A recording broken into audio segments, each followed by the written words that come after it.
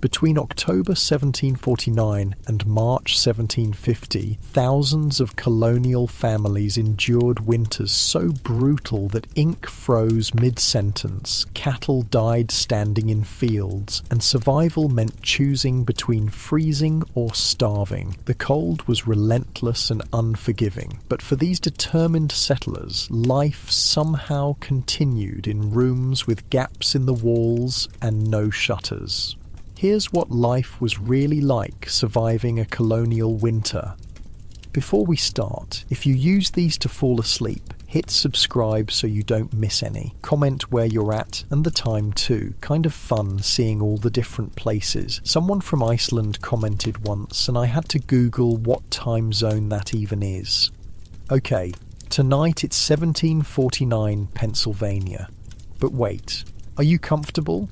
No, really. Check. Pillows, blankets, the whole deal. Where we're going, you'll want to be settled. Your eyes snap open in pure darkness. Not the cozy darkness of your bedroom right now, with your warm blanket and soft mattress. This is different. This is the kind of dark that comes when you're sleeping on a straw mattress in a log cabin with gaps between the planks wide enough to see moonlight through. The first thing that hits you is the cold. Not chilly, not uncomfortable, cold like someone dumped a bucket of ice water over your entire body while you slept. Your breath comes out in thick white clouds. You can literally see each exhale hanging in the air in front of your face. You're 13 years old. Your name is William, and you've just woken up on January 21st, 1750, in Raccoon, New Jersey. The straw mattress beneath you is frozen stiff in places where your body heat didn't reach. You can feel every piece of straw poking through the rough linen sheet. Your wool blanket is thin, like stupidly thin. Back home in England, this would have been what you gave to a dog. But here, this is what you've got. Your older sister Martha is already awake. You can hear her teeth chattering from the other straw mattress across the room. She's 14 and she's trying not to cry. You know because you can hear these little hiccup sounds she makes when she's fighting it. "William," she whispers. Her voice is shaking. "I can't feel my toes." "Wiggle them," you whisper back. "I am wiggling them." "Well, that's not great." The walls of your cabin are rough-hewn logs. Your father built this place with his own hands when you arrived from England 2 years ago. He did his best, but there are gaps, actual gaps between the logs where the chinking has fallen out. You can see slivers of pre-dawn light coming through in about 15 different places. Back in England, even the poorest cottages had proper walls, thick stone, plaster, something. Here, you're basically sleeping in a fancy pile of sticks. And there are no shutters on the windows. Zero. None. Your father keeps saying he'll make some. Been saying it for 8 months now. Meanwhile, the wind just blows straight through the oiled paper that covers the window holes. It makes this whistling sound at night. Like ghosts. Or like the land itself is trying to tell you to go back to England. You pull the blanket up to your chin. It doesn't help. The cold is everywhere. It's in the air you breathe. It's in the wooden floor beneath you. It's seeping through every gap in the walls like water through a sieve. Your stomach growls. When did you last eat? Yesterday at midday, you had some cornmeal mush. That was it. One meal. Your mother keeps saying the food supplies need to last until spring. Spring is still 2 months away. 2 months. 60 days of this. You do the math in your head and immediately wish you hadn't. From somewhere across the single room that makes up your entire house, you hear your father cough. It's a wet, rattling cough. He's been sick for 3 days now. Your mother keeps putting warm compresses on his chest, but they go cold almost instantly in this house. The room you're in right now, It's everything. Kitchen, bedroom, living space, storage. All of it. One room, maybe 20 feet by 15 feet. There's a stone fireplace on the far wall, but it went out sometime in the night, because of course it did. Your father was supposed to bank it properly before bed, pack it with ash to keep the coals alive till morning, but he was coughing so hard he could barely stand, so the fire died, and now the inside of your house is basically the same temperature as outside, which, if Peter Kalm's thermometer is right, is about 7 3/4 degrees below freezing, Fahrenheit. You don't know what Fahrenheit means exactly, but you know it's bad when water turns to solid ice inside the bucket by your bed. Speaking of which, you glance at the wooden bucket near the door. There's a skin of ice on top of the water that's at least 1/4 inch thick. You watched your mother fill that bucket just before bed last night. Fresh water from the well. Now it's frozen solid enough that you could probably stand on it. Not that you're going to try. You're cold, not stupid. Your younger brother Samuel is still asleep somehow. He's 8, small for his age. He's curled up in a ball under his section of the blanket you all share, and you can see his whole body shivering, even in sleep. You need to get up. You need to start the fire. You're the oldest boy, which means this is your job now that your father is sick. But the thought of leaving this mattress, as uncomfortable and frozen as it is, makes you want to cry just like Martha. Outside, you can hear wind. It's not howling exactly, more like this steady, constant push against the cabin walls, like the winter itself is leaning against your house, testing it, seeing if it'll hold. Through one of the bigger gaps in the wall, you can see the sky starting to lighten. Dawn's coming, which means you're already behind. Your mother taught you the routine. Fire first, always fire first. Without fire, you're dead. Simple as that. But to start the fire, you need to get out of bed, and to get out of bed means exposing yourself to air so cold it feels like it has teeth. You take a breath, the air burns going down your throat. Back in your warm bed right now, in your heated house, you probably can't even imagine this. You've got central heating, insulation, double-paned windows. You're in your soft pyjamas under your thick comforter, and if you get cold, you just turn up the thermostat. William doesn't have a thermostat. William has a pile of kindling and a prayer. You swing your legs over the side of the straw mattress. The movement makes the whole thing crackle and shift. Your feet hit the wooden floor and you actually gasp out loud. It's like stepping on ice, because it basically is ice. There's frost on the floorboards, actual frost, inside your house. You're wearing the same clothes you wore yesterday, the same clothes you've worn for the past week actually. A rough linen shirt, wool breeches that are more holes than wool at this point, and stockings that your mother has darned so many times they're basically just a collection of patches held together by hope. You stand up. Every muscle in your body is screaming at you to get back under that blanket. Your legs are shaking, not from fear, from actual physical cold. Your body is burning every bit of energy it has just to keep you from freezing solid. The fireplace is about 10 feet away, might as well be 10 miles. You shuffle toward it, and each step makes this weird crunching sound because there's frost on the floor inside your house worth repeating. Next to the fireplace, there's a small wooden box where you keep the char cloth. That's your fire starting kit. You need char cloth, flint, steel, and kindling, in that order. Screw up any part of that sequence, and you're looking at another hour of cold while you try again. Your hands are shaking as you kneel in front of the cold fireplace. There's ash from last night's fire, but no coals, nothing alive. You're starting from scratch. You pull out a piece of char cloth. It's about the size of your palm, black, crumbly. Your father made it last month by burning linen in a closed pot. You don't really understand the science, but you know it catches sparks like nothing else. You grab the flint and steel. Now comes the fun part. You strike the steel against the flint. Nothing. Strike again. Nothing. Your hands are so cold you can barely hold the steel. Strike, strike, strike. On the 6th try, you get a spark. It lands on the char cloth and immediately starts glowing. This tiny orange ember in the darkness. You cup your hands around it like it's the most precious thing in the world, because right now it is. You bring it to your pile of kindling. Dried grass, small twigs. You blow on it gently. Too hard and you'll blow it out. Too soft and it won't catch. The grass starts to smoke, then a small flame, then another. The kindling catches.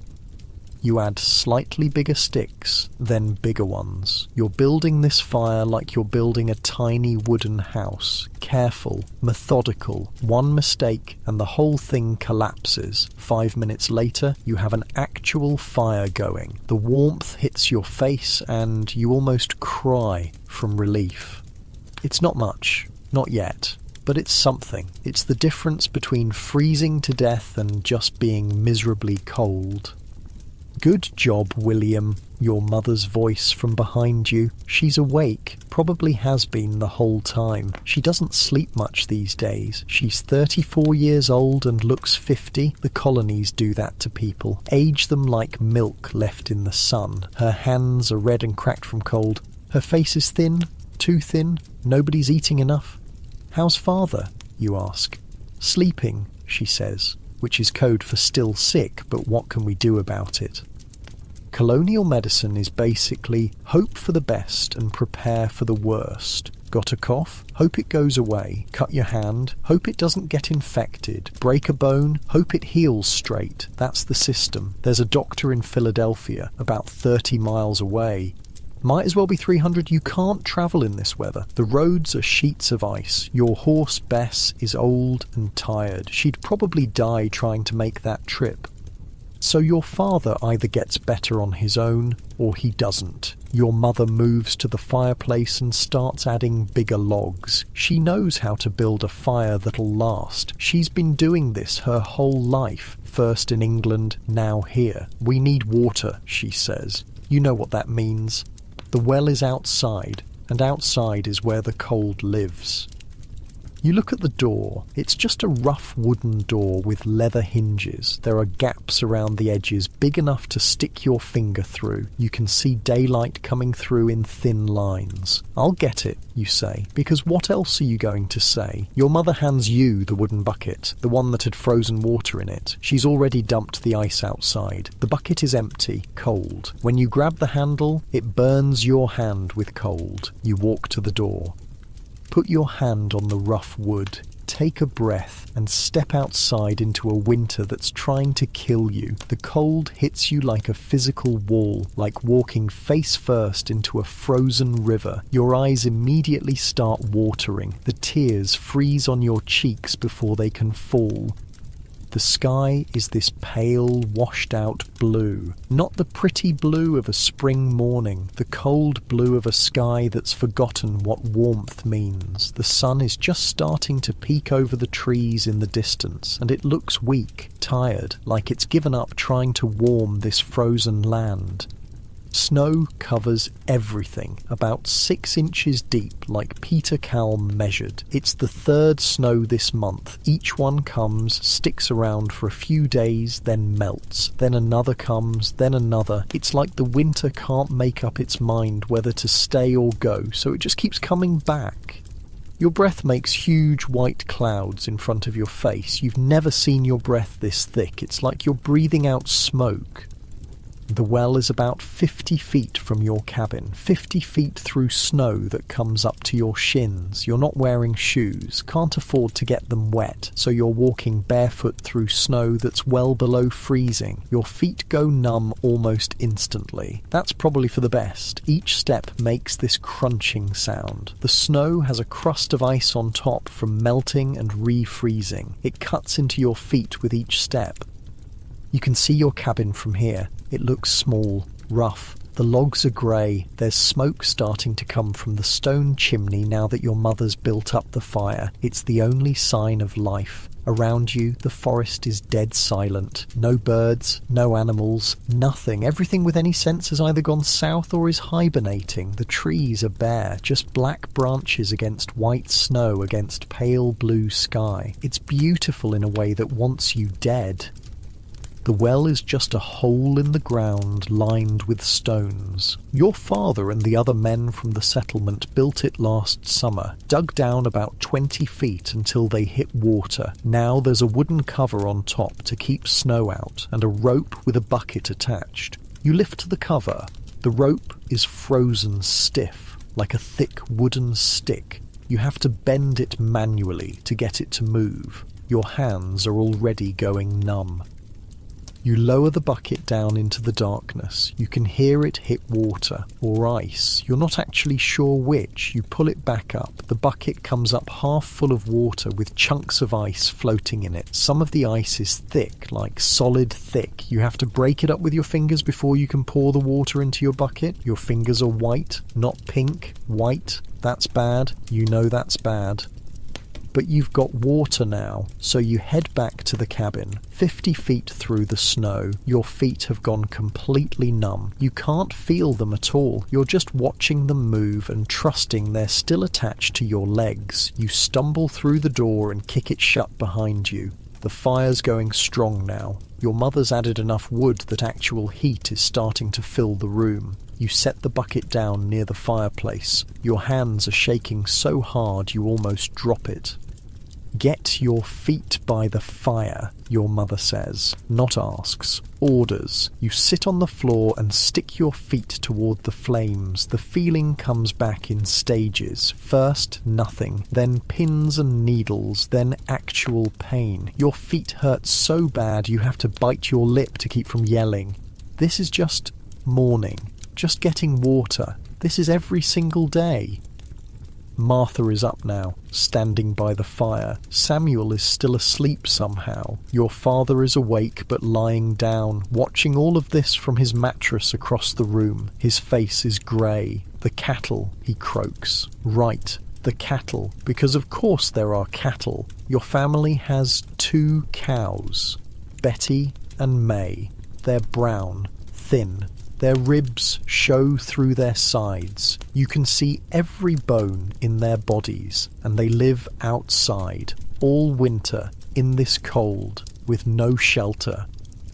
Because your family, being English, didn't build a barn. The English and Swedish settlers don't build barns, apparently. Just the Dutch and Germans. Peter Kalm wrote about this. He seemed confused by it. You're confused by it too. But your father says barns cost money and time and wood they don't have. So Betty and May just stand in the field behind your cabin. All day, all night, in weather cold enough to freeze water solid. You need to feed them. I'll do it, you say. Your mother looks at you. She knows what this means, going back outside, carrying hay through the snow. Your feet have just barely started to feel normal again. Take your brother, she says. Samuel wakes up when you shake him. His eyes are puffy from sleep. He's shivering. Come on, you tell him. Cattle. He groans but gets up. He's wearing clothes just as rough and worn as yours. His feet are bare too. You grab 2 bundles of hay from the small pile in the corner of the cabin. It's dried grass you cut last summer. You've got maybe 3 weeks worth left. After that, you have no idea what you're going to feed Betty and May. Problem for future, William. You and Samuel head back outside. The cold is just as bad the second time. Worse, maybe, because you know what's coming. The field where the cattle stay is behind the cabin. About 100 feet through the snow, you can see Betty and May from here. 2 dark shapes against the white. They're pressed together, trying to share body heat. Steam rises from their bodies in thick clouds. Ice has formed around their nostrils, around their eyes. They look like they're crying frozen tears. They're not moving much, just standing there, enduring. You and Samuel trudge through the snow.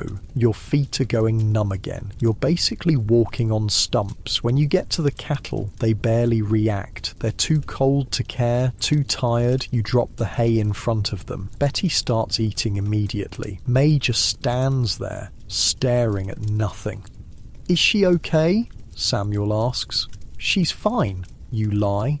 May doesn't look fine. She looks like she's given up, like she's just waiting to freeze to death standing up. You've heard it happens. Cattle just die in their sleep during cold winters, standing in fields, frozen solid. You find them in the morning like furry statues. You're really hoping May makes it. "Come on," you tell Samuel. "Let's go back." The walk back to the cabin feels longer. Your whole body is shaking. Samuel is crying now, not making noise, just tears running down his face, freezing on his cheeks. You get back inside. The fire is roaring now. Your mother has hung a pot over it. She's making some kind of porridge. Cornmeal and water, that's breakfast. Your father is sitting up now, still coughing, but trying to look strong. He's doing a bad job of it. "How are the cows?" he asks. "Fine," you say. Another lie. But what are you going to say? May's dying? We can't afford to lose a cow? Everyone in this room already knows that. You sit by the fire again. Your feet hurt, your hands hurt, your face hurts, everything hurts. And it's not even full daylight yet. This is colonial winter. This is survival. This is waking up every morning and choosing to keep going, even though every part of you wants to crawl under that thin blanket and never come back out. Because the alternative is dying, and you're not ready to do that yet.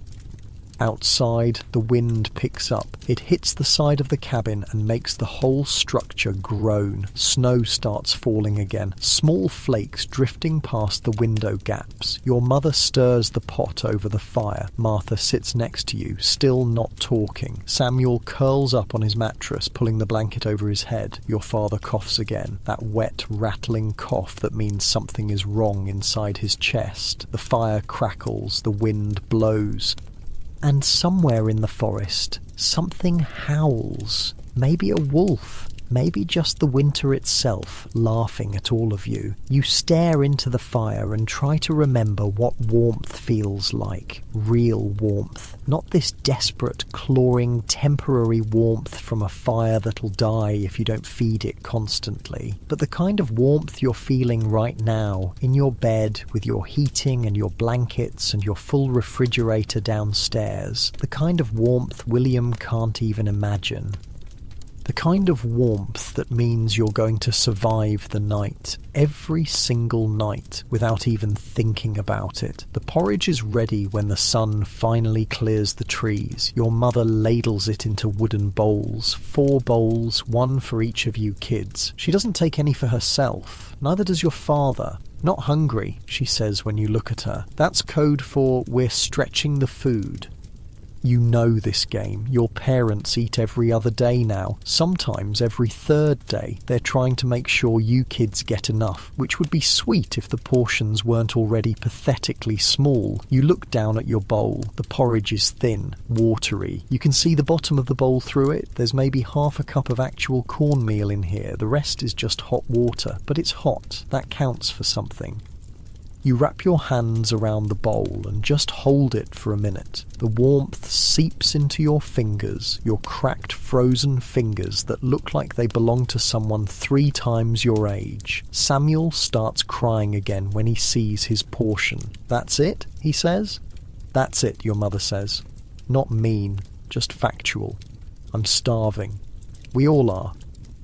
Martha eats hers in about 4 bites. You try to make yours last. Take small sips. Let each spoonful sit in your mouth before swallowing. Trick your stomach into thinking it's getting more than it actually is. Doesn't work. You're still hungry when the bowl is empty. You're always hungry. Hunger isn't like it is when you skip lunch or whatever. It's not this annoying little thing in your stomach that you can ignore. It's constant, this hollow, gnawing ache that never goes away. You go to sleep hungry, you wake up hungry, you do chores hungry, you exist hungry, and there's nothing you can do about it. Your father manages to eat about half his portion before he starts coughing again. He doubles over, holding his chest. The cough sounds wet, deep, like something's rattling around in his lungs that shouldn't be there. Your mother takes his bowl and finishes it herself. Waste not. Want not. William, your father says between coughs. Wood. Right. The wood pile is getting low. You need to split more logs before the next snowfall, because there's always a next snowfall. You look outside through the gap in the wall. The wind has died down a bit. Snow is still falling, but lighter now. Just small flakes drifting lazy through the air. This is as good as it's going to get. I'll go, you say. Your mother hands you your father's old coat. It's too big for you. The sleeves hang past your hands, but it's made of thick wool, and thick wool is the difference between losing fingers to frostbite and keeping them. Probably. You also get the mittens, rough leather things your mother made from scraps. They're not warm, but they're something. And you get shoes this time. Actual shoes. Leather, worn through in places, but better than bare feet. Small victories. You grab the axe from beside the door. It's not a big axe. More like a hatchet, really, but it's sharp. Your father keeps it sharp. He says a dull blade is more dangerous than no blade at all. You step outside for the third time this morning. The cold is still brutal, but you're getting used to it, which is either a good thing or a deeply concerning thing about how humans can adapt to literally anything. The woodpile is on the side of the cabin, just a bunch of logs your father cut last fall, stacked under a lean-to roof he made from spare planks. The wood is frozen solid. When you pick up a log to split, it burns your hands with cold even through the mittens. You set the log upright on the chopping stump, raise the axe, bring it down hard. The log splits clean in two. Good. You set up another log, split it, then another, then another. Chopping wood in winter is weird. Your body starts to heat up from the work, but your face and fingers stay frozen. So you're sweating and shivering at the same time. Your breath comes out in huge clouds. Your arms start to ache, but you keep going. You split maybe 20 logs before you hear it. A voice. Oh, hello? You turn around. There's a man walking toward your cabin through the snow. He's maybe 40 years old with a thick beard and a wool cap. He's wearing an actual proper coat, not a worn-out hand-me-down like yours. A real coat. You recognize him. Heinrich Möller, your German neighbour. He lives about half a mile east with his wife and 6 kids. They've been here longer than you, know what they're doing. "Oh, morning, boy," Heinrich says in his thick accent. He learned English from Dutch traders, and it shows. "Morning, sir," you say. "Your father, he is well?" "Sick," you admit. Heinrich nods like this is expected. Everyone's sick. It's winter. Being sick is just part of the deal. "Come," he says. "I show you something." You follow him around to the back of your cabin where Betty and May are still standing in the field. They haven't moved since you fed them earlier. May still has that dead look in her eyes. Heinrich shakes his head when he sees them. "This is no good," he says. "I know." "You must bring them inside." You almost laugh. "Inside where? We barely have room for us." Then you build shelter, small shelter, better than nothing. He's not wrong. The Muller family has an actual barn. You've seen it. Wooden walls, a roof, hay on the ground. Their cattle sleep in there warm and dry. Well, warmer and drier than Betty and May anyway. "We don't have the wood," you say. "I give you wood." You blink. "What?" "I give you wood. You build small lean-to. 3 walls, roof, face away from wind. Your cows, they live maybe." This is wild. People don't just give away resources in winter. Wood is survival. Wood is life. And Heinrich is offering to just hand it over. Why, you ask? He shrugs. Is Christian thing to do. Also, if your cows die, you have no milk. No milk, you get sick. You get sick. Maybe you die. You die. Your land goes empty. Empty land brings wolves closer to my land. So really, I help myself. Okay, that makes more sense. Brutal sense, but sense. Thank you, you say.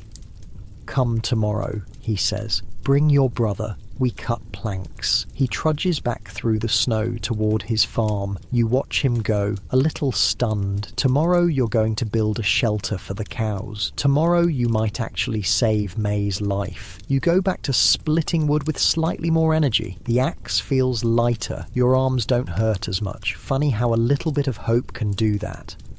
You split another dozen logs before your arms give out. Then you gather everything up and haul it back to the woodpile. Stack it neat. Your father taught you that. Messy woodpiles fall over. Fallen wood gets wet. Wet wood doesn't burn. Details matter when you're trying not to freeze to death.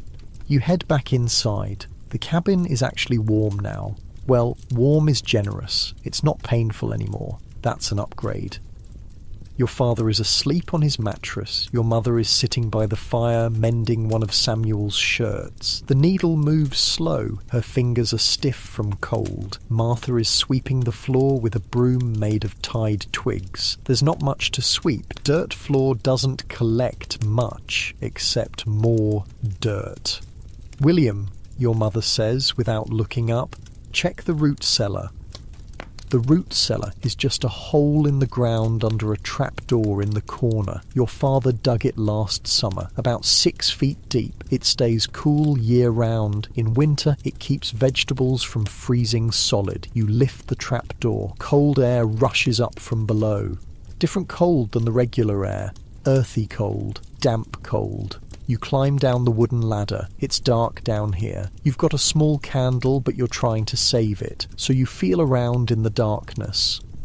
Your hands find potatoes, a barrel of them. You grab a few. They're small, wrinkled, starting to sprout, but they're food. There are also turnips hanging from the ceiling in bunches. You grab 2, and onions. Small ones. You take 3. That's dinner sorted. You climb back up and close the trapdoor. Show your mother what you found. She nods. Good. We'll make a stew. With what meat, you ask? Without meat. So, vegetable water soup, again.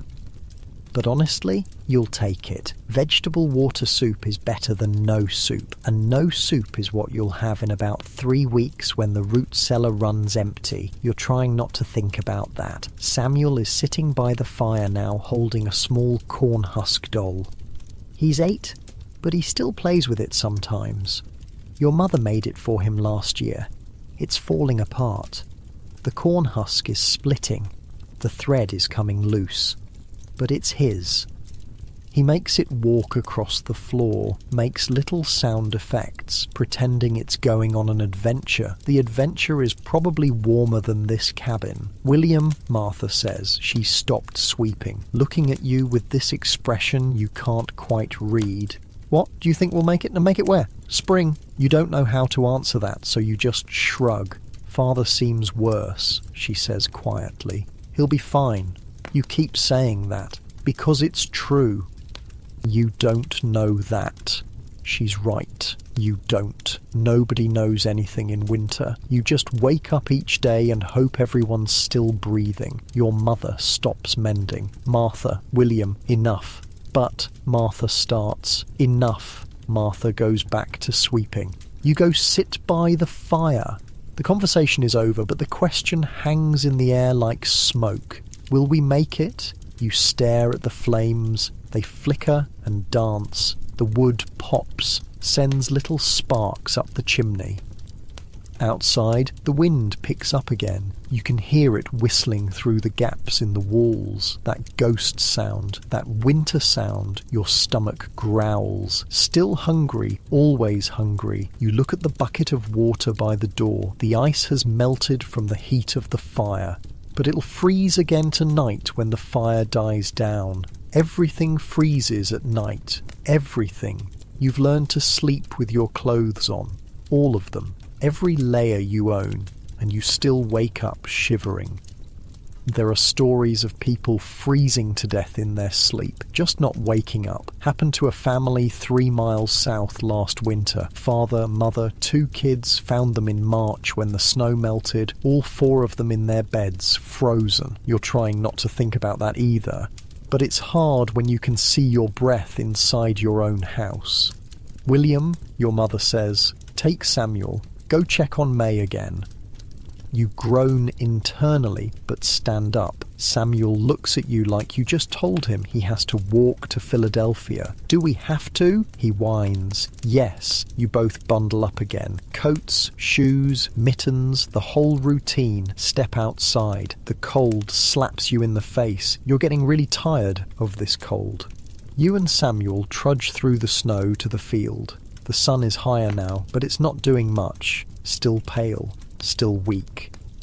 Betty and May are exactly where you left them. Betty is chewing on some of the hay. May is just standing there. You walk up to May, put your hand on her side. Her coat is frozen, actual ice crystals in her fur. You can feel her ribs, every single one. May, you say, come on girl, eat something. She doesn't move. Samuel tugs on your coat. Is she dead? No, look, she's breathing. You can see her breath, small white puffs, slower than they should be. She looks dead.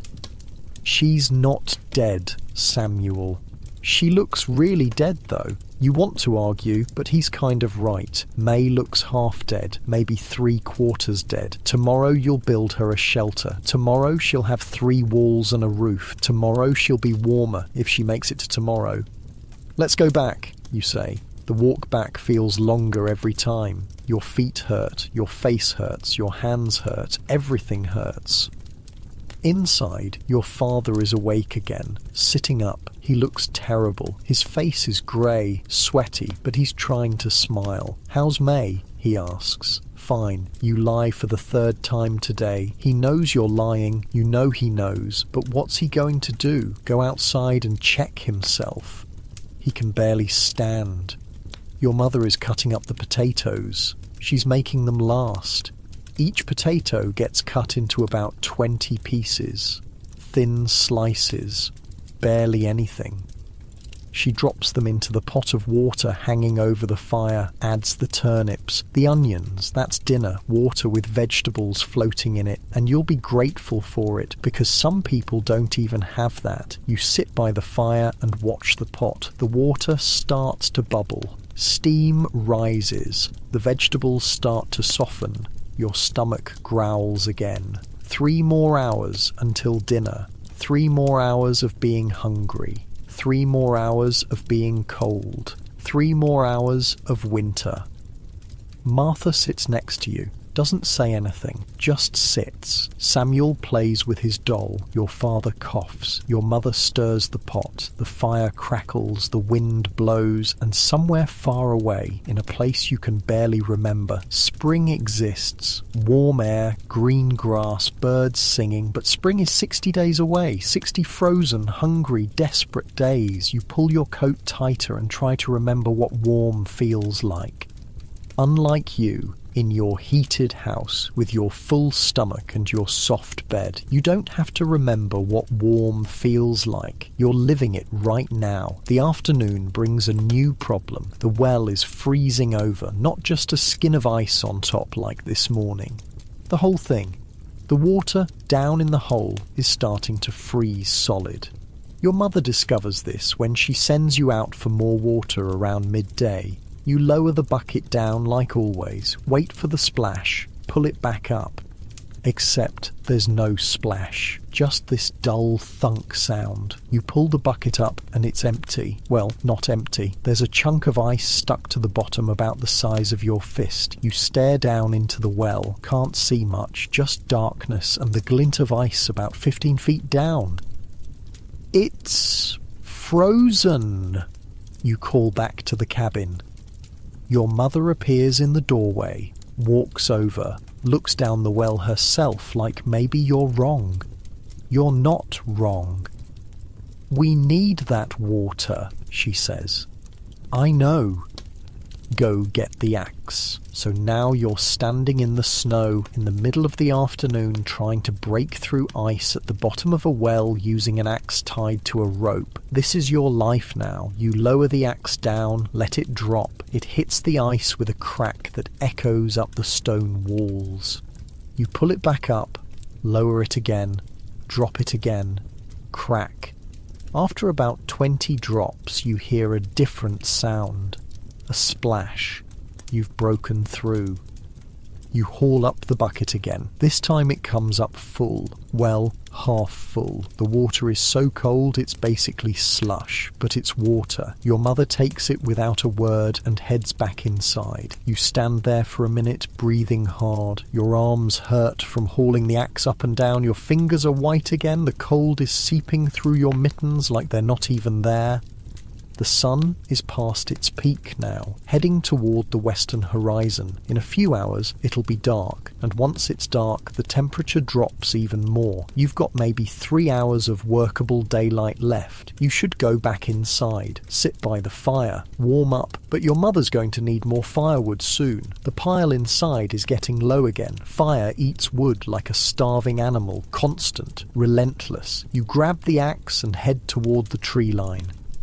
Your father cleared about an acre when you first arrived, cut down all the trees, pulled up the stumps, turned it into farmland for next spring, but past that clearing the forest starts. Thick, dark, full of dead wood you can gather. The walk to the trees takes about 5 minutes. Each step through the snow is work. The crust on top breaks under your feet. You sink in up to your shins. Pull your foot out, sink in again. By the time you reach the forest edge, you're sweating under your coat. Inside the tree line, it's quieter. The wind doesn't hit as hard. The snow isn't as deep because the tree branches caught most of it. You start looking for fallen branches, good dry ones, the kind that snap clean when you break them. You find a decent-sized branch. Dead for at least a year. Perfect. You drag it back toward the clearing. That's when you hear the horse. Not close, maybe a quarter-mile away, but sound carries weird in winter. Everything's so quiet that even small noises seem loud. You look toward the road. There's a man on a horse, moving slow, really slow. The horse is picking its way carefully over the ice, because the road is basically a river of ice now. Peter Kalm wrote about this, how the roads in winter turn to solid ice, how horses need special shoes to not slip and break their legs. This horse doesn't have special shoes. You can tell because it keeps slipping. Its hooves slide out from under it. The horse recovers, takes another careful step, slides again. The rider is hunched over, looks old, or maybe just frozen. You watch him for a minute. He's going so slow, painfully slow. What should take 10 minutes is going to take him an hour at this rate, and if that horse falls, both of them are dead. Simple as that. A horse with a broken leg gets put down. A rider thrown onto ice from that height probably breaks something. Broken bones in winter means you can't work, can't gather food, can't survive. The math is brutal but clear. You keep watching. The horse slips again. This time its back legs go out. It scrambles, catches itself, stands there shaking. The rider slides off. Smart. He's going to walk and lead the horse. Less weight, better chance. They continue down the road, step by careful step. The man's breath makes huge clouds. The horse's breath makes even bigger ones. You wonder where he's going. What's so important that he'd risk the ice roads? Church, maybe. Some people ride to church even in winter. Peter Kalm saw it. People riding through snow a foot deep just to hear a sermon. Seems insane to you. But then again, everything about winter here seems insane. You drag your branch back to the cabin, add it to the woodpile. Your mother is inside stirring the pot. The vegetable stew is starting to smell like something. Not something good exactly, but something. There's a man on the road, you tell her. Horse keeps slipping. She nods, doesn't look up from the pot. People struggling is normal, not worth commenting on. You head back out for more wood. Make 3 more trips before the light starts to fail. On your last trip, you see smoke rising from Heinrich Müller's property. Dark smoke, thick, the kind that comes from a big fire, a good fire, the kind that actually keeps a whole house warm. You think about their barn, their cattle sleeping inside on hay, protected from wind and snow. You think about Betty and May standing in an open field, slowly freezing to death. Tomorrow you'll get the wood from Heinrich. Tomorrow you'll build them a shelter. Tomorrow May might have a chance. If she makes it to tomorrow, you haul the last load of wood back to the cabin, stack it by the door, your arms are screaming, your back hurts, your fingers are so cold they've gone past pain into numbness. You step inside, the warmth hits you like a wall. It's not actually that warm. Maybe 50 degrees, but compared to outside, feels like summer. Martha is sitting by the fire with Samuel. They're both just staring at the flames, not talking, not doing anything, just sitting. Your father is still in bed, still coughing, but he's awake, watching everything with tired eyes. "How's the wood?" he asks. "Good," you say. "Got enough for tonight and tomorrow morning." He nods, closes his eyes. The stew is ready about an hour before sunset. Your mother ladles it into bowls. The portions are slightly bigger than breakfast, maybe a full cup each. The vegetables are soft, mushy. The broth is thin but hot. You eat it in about a minute, still hungry when you're done. Martha looks at her empty bowl like it betrayed her. Samuel licks his bowl clean, literally licks it. Your mother doesn't stop him. Your father manages to eat half of his before the coughing starts again. This time it's bad. He doubles over, can't breathe. His face turns red. Your mother pounds on his back. "Breathe, just breathe." He gasps, chokes, finally gets air. When the coughing stops, there's blood on his hand. Not a lot, just a little, but enough. Your mother sees it. Her face goes blank, that scary kind of blank where you know she's panicking inside but won't show it. "To bed," she tells him. He doesn't argue, just lies back down, pulls the thin blanket up. You and Martha exchange looks. Blood means something's really wrong inside his lungs. Blood means this isn't just a cough anymore. Your mother goes back to stirring the pot. There's nothing left in it. She's just moving the spoon around in empty water, giving herself something to do. "William," she says quietly, "when you go to Heinrich's tomorrow, ask if his wife has any yarrow. Yarrow is an herb, supposed to help with coughs. Your mother used to make tea from it back in England." "Will it help?" you ask. "I don't know. Honest, at least." The sun sets around 5. The temperature immediately drops. You can feel it. The warmth from the fire gets pushed back. The cold creeps in through every gap in the walls. Your mother banks the fire for the night, covers it with ash so the coals stay alive. If you do it right, there'll be enough heat to restart it in the morning without using the flint and steel. If you do it wrong, you wake up to a dead fire and have to start over in a freezing house. High stakes for a pile of ash. Everyone gets ready for bed, which just means climbing onto your straw mattresses fully clothed. You lie down, pull the blanket up. It's already cold. The straw beneath you is frozen stiff. Samuel is shivering next to you. Martha is crying quietly again. Your father is breathing weird, raspy, wet. Your mother sits by the fire for a long time, just sitting, staring. Outside, the wind picks up. It howls around the cabin, finds every gap, every crack, pushes cold air inside like it's searching for you. You close your eyes, try to sleep, can't. Too cold, too hungry, too worried about your father. You lie there in the dark, listening to the wind, and think about the man on the horse. Is he home yet? Did the horse make it? Or are they both lying on the side of the road, frozen? You'll probably never know. People die in winter, and you don't find out until spring when the snow melts and reveals the bodies. That's just how it is. You pull the blanket tighter even though it doesn't help. Somewhere outside you hear a crack, a tree branch breaking from the weight of ice. It sounds like a gunshot in the quiet. Then silence again. Just wind. Just cold. Just winter doing what winter does. Killing anything weak enough to let it. You're not weak. You're going to make it. You have to. Because the alternative is becoming one of those bodies they find in spring, and you're not ready for that. Not yet. You finally drift off sometime around midnight. The sleep is shallow, restless. You dream about fire, about warmth, about food. You dream about spring, and when you wake up, it'll be to the same frozen hell you went to sleep in, but you'll wake up. That's what matters. You'll wake up and do it all again.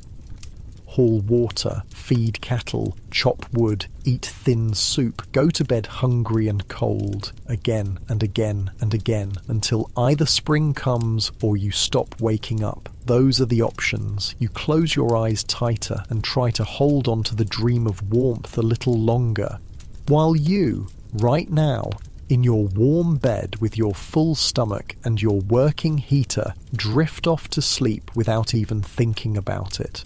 Without wondering if you'll wake up. Without questioning whether you'll survive the night. Just sleep, safe, warm, alive, things William can only dream about. Morning comes with your father vomiting into a bucket. Not exactly the wake-up call you were hoping for. The sound drags you out of sleep. That awful, retching noise. You open your eyes and there's barely any light. Pre-dawn. The fire is down to coals. Your mother is holding the bucket. Her face is stone. She's seen this before. Sick people get sicker in winter. That's the pattern. Samuel, you whisper. Don't look. But he's already looking. His eyes are huge. Your father finishes, wipes his mouth, lies back down. His skin looks grey in the dim light. I'm fine, he croaks. Nobody believes him. Your mother empties the bucket outside. You hear the splash of liquid hitting snow. When she comes back in, she looks at you. You're still going to Heinrich's? Yeah. Take Samuel. Keep him busy. Translation. Get him out of this cabin before he sees something worse. You shake Samuel awake. He groans, burrows deeper under the blanket. Come on. We're building a barn. A what? Shelter. For May and Betty. Heinrich's giving us wood. That gets him up. The idea of actually doing something, of not just sitting here watching your father die slowly. You both get dressed. Same clothes as yesterday. Same clothes as the day before. You're pretty sure these breeches could walk to Heinrich's farm by themselves at this point. Your mother gives you each a piece of hard bread. It's stale, rock hard. You have to suck on it to soften it enough to chew. But it's food. Be back before dark, she says. You nod. Grab your coat. Step outside. The world is white and still. Fresh snow fell overnight, maybe 2 inches. It covers yesterday's footprints, makes everything look clean and new. It's a lie, obviously. Underneath it's still frozen and deadly, but for a minute it's almost pretty. The walk to Heinrich's farm takes about 20 minutes. The snow is deeper here because nobody's walked this path yet today. You're breaking trail. Each step takes effort. Samuel falls behind. His legs are shorter. He's struggling. Keep up, you tell him. I'm trying. You slow down a bit. Let him catch up. Grab his hand and pull him along. The Muller farm appears through the trees. It's bigger than yours, way bigger. The main house is 2 stories, actual 2 stories, with a real shingled roof and glass windows. Glass. In the windows. You've almost forgotten what glass looks like.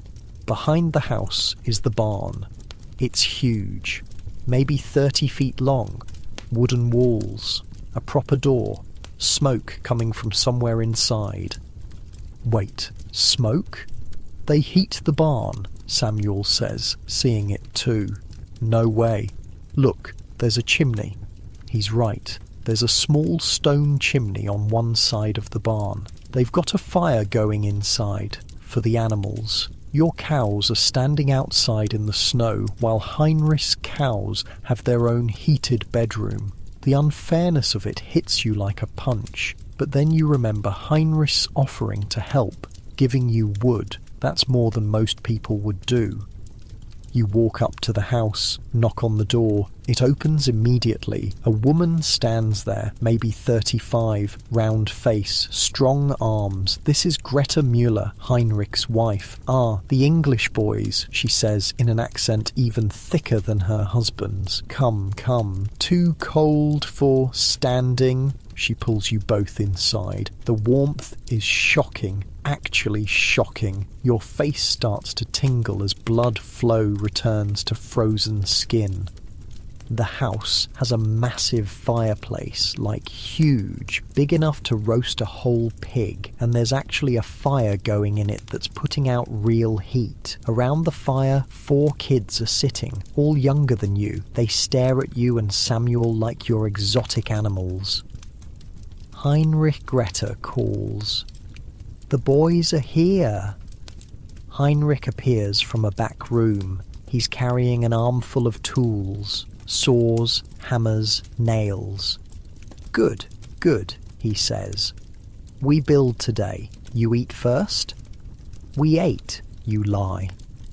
Greta makes a face like she knows you're lying. She disappears into what looks like a separate room, an actual separate room, multiple rooms in one house. She comes back with 2 bowls of something hot. You can see steam rising. Eat, she orders, not asks, orders. You and Samuel sit. The bowls contain some kind of porridge, but thick porridge, real porridge, with chunks of actual meat in it. Meat. You haven't had meat in 3 weeks. You try to eat slow, try to be polite, but your body has other ideas. You shovel it in. Samuel does the same. The Muller kids watch you eat like wolves. Your father, Heinrich says. He is worse. You swallow. Yeah. Greta has herbs. We send some back with you. Greta nods. Already moving to a shelf where bundles of dried plants hang. She starts picking through them.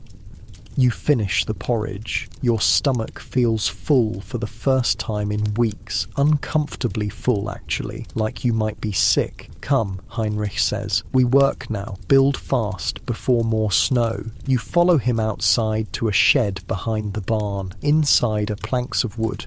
Rough cut, but solid. I cut these last fall, he explains. Was going to make new fence, but fence can wait. Your cows, they cannot wait. He starts loading planks into your arms. 6 of them. They're heavy. Green wood, not fully dried, but they're something. Samuel gets smaller pieces. Stakes for posts, crossbeams for the roof. We need maybe 3 trips, Heinrich says. You understand how to build? I think so. 3 walls. Roof slanted. Open side faces away from wind. East, always east. Wind comes from west in winter. You nod like you understand completely. You don't understand completely, but you'll figure it out. The 3 of you haul wood through the snow to your farm. It takes almost an hour. By the 3rd trip, your arms feel like they're going to fall off. When you're done, there's a pile of lumber next to where May and Betty are standing. The cows look at it with 0 interest. May still has that dead look in her eyes. We start here, Heinrich says, pacing out a rectangle in the snow, 8 feet by 8 feet, big enough for 2 cows to stand. He shows you how to dig holes in the frozen ground for the posts. It's brutal work. The ground is frozen solid. You have to use the axe to break through the ice, then dig with a spade. Your hands blister inside your mittens. Samuel helps hold the posts steady while Heinrich nails the crossbeams. The kid's actually useful when he's not whining about being cold. You work through the morning. The sun climbs higher but doesn't warm anything. Your breath makes constant clouds. Sweat freezes on your back under your coat. But the shelter starts to take shape. 3 walls, rough but solid. Heinrich knows what he's doing. Every nail is placed right. Every board is level. Roof now, he says. Most important, keep snow off them. The roof is harder. You have to hold planks up while Heinrich nails them to the frame. Your arms shake from the weight. One of the planks slips, almost hits Samuel in the head. "Watch it," he yells. "I'm watching you watch it. Both of you watch it," Heinrich barks. "Careful or we build this again tomorrow after someone breaks a head." You get the roof on. It's slanted, angles down from back to front so snow will slide off instead of piling up. By early afternoon, it's done. A rough lean-to shelter. 3 walls, a roof, open to the east. It looks like something a strong wind could knock over. But it's standing. "Now," Heinrich says, "we put hay inside, make it warm. You go to your cabin and grab all the hay you have left, carry it to the shelter in armfuls, spread it thick on the ground inside. Then comes the hard part, getting May and Betty to actually go inside. Betty figures it out pretty quick. You lead her by the halter. She sees the hay, walks right in, starts eating. May won't move. You pull her halter, nothing. You push her from behind, nothing. She just stands there like a statue. She's too far gone, Heinrich says quietly. Sometimes they just give up. She's not giving up, you say. You grab a handful of hay, hold it right in front of May's nose, wave it around. Her nostrils flare just a little. Come on, you think. Come on, May. Just a few steps. You back toward the shelter, keep the hay in front of her nose. She takes a step, then another. Then she's inside the shelter, eating the hay from your hand. You want to cry from relief. Samuel is grinning. Heinrich is nodding approval. "Good," he says. "You did good. Now they have chance." He helps you reinforce the walls with extra planks, shows you how to pack snow around the base to keep wind from blowing underneath. By the time you're finished, the shelter actually looks solid. Not great, but solid. May and Betty are both inside, eating hay, protected from the wind. It's not a barn, it's not heated, but it's better than standing in an open field waiting to die. Your father would be proud, Heinrich says. You built good thing today. You look at the shelter, at the rough planks and crooked nails, at May finally eating again. "Thank you," you say. "For the wood, for helping." He shrugs. "Is what neighbours do. You would do same for me." Would you? You want to think you would, but you're not sure. When you're barely surviving yourself, helping others feels impossible, but Heinrich did it anyway. "Greta packed food for your family," he says, "and herbs for your father. Come."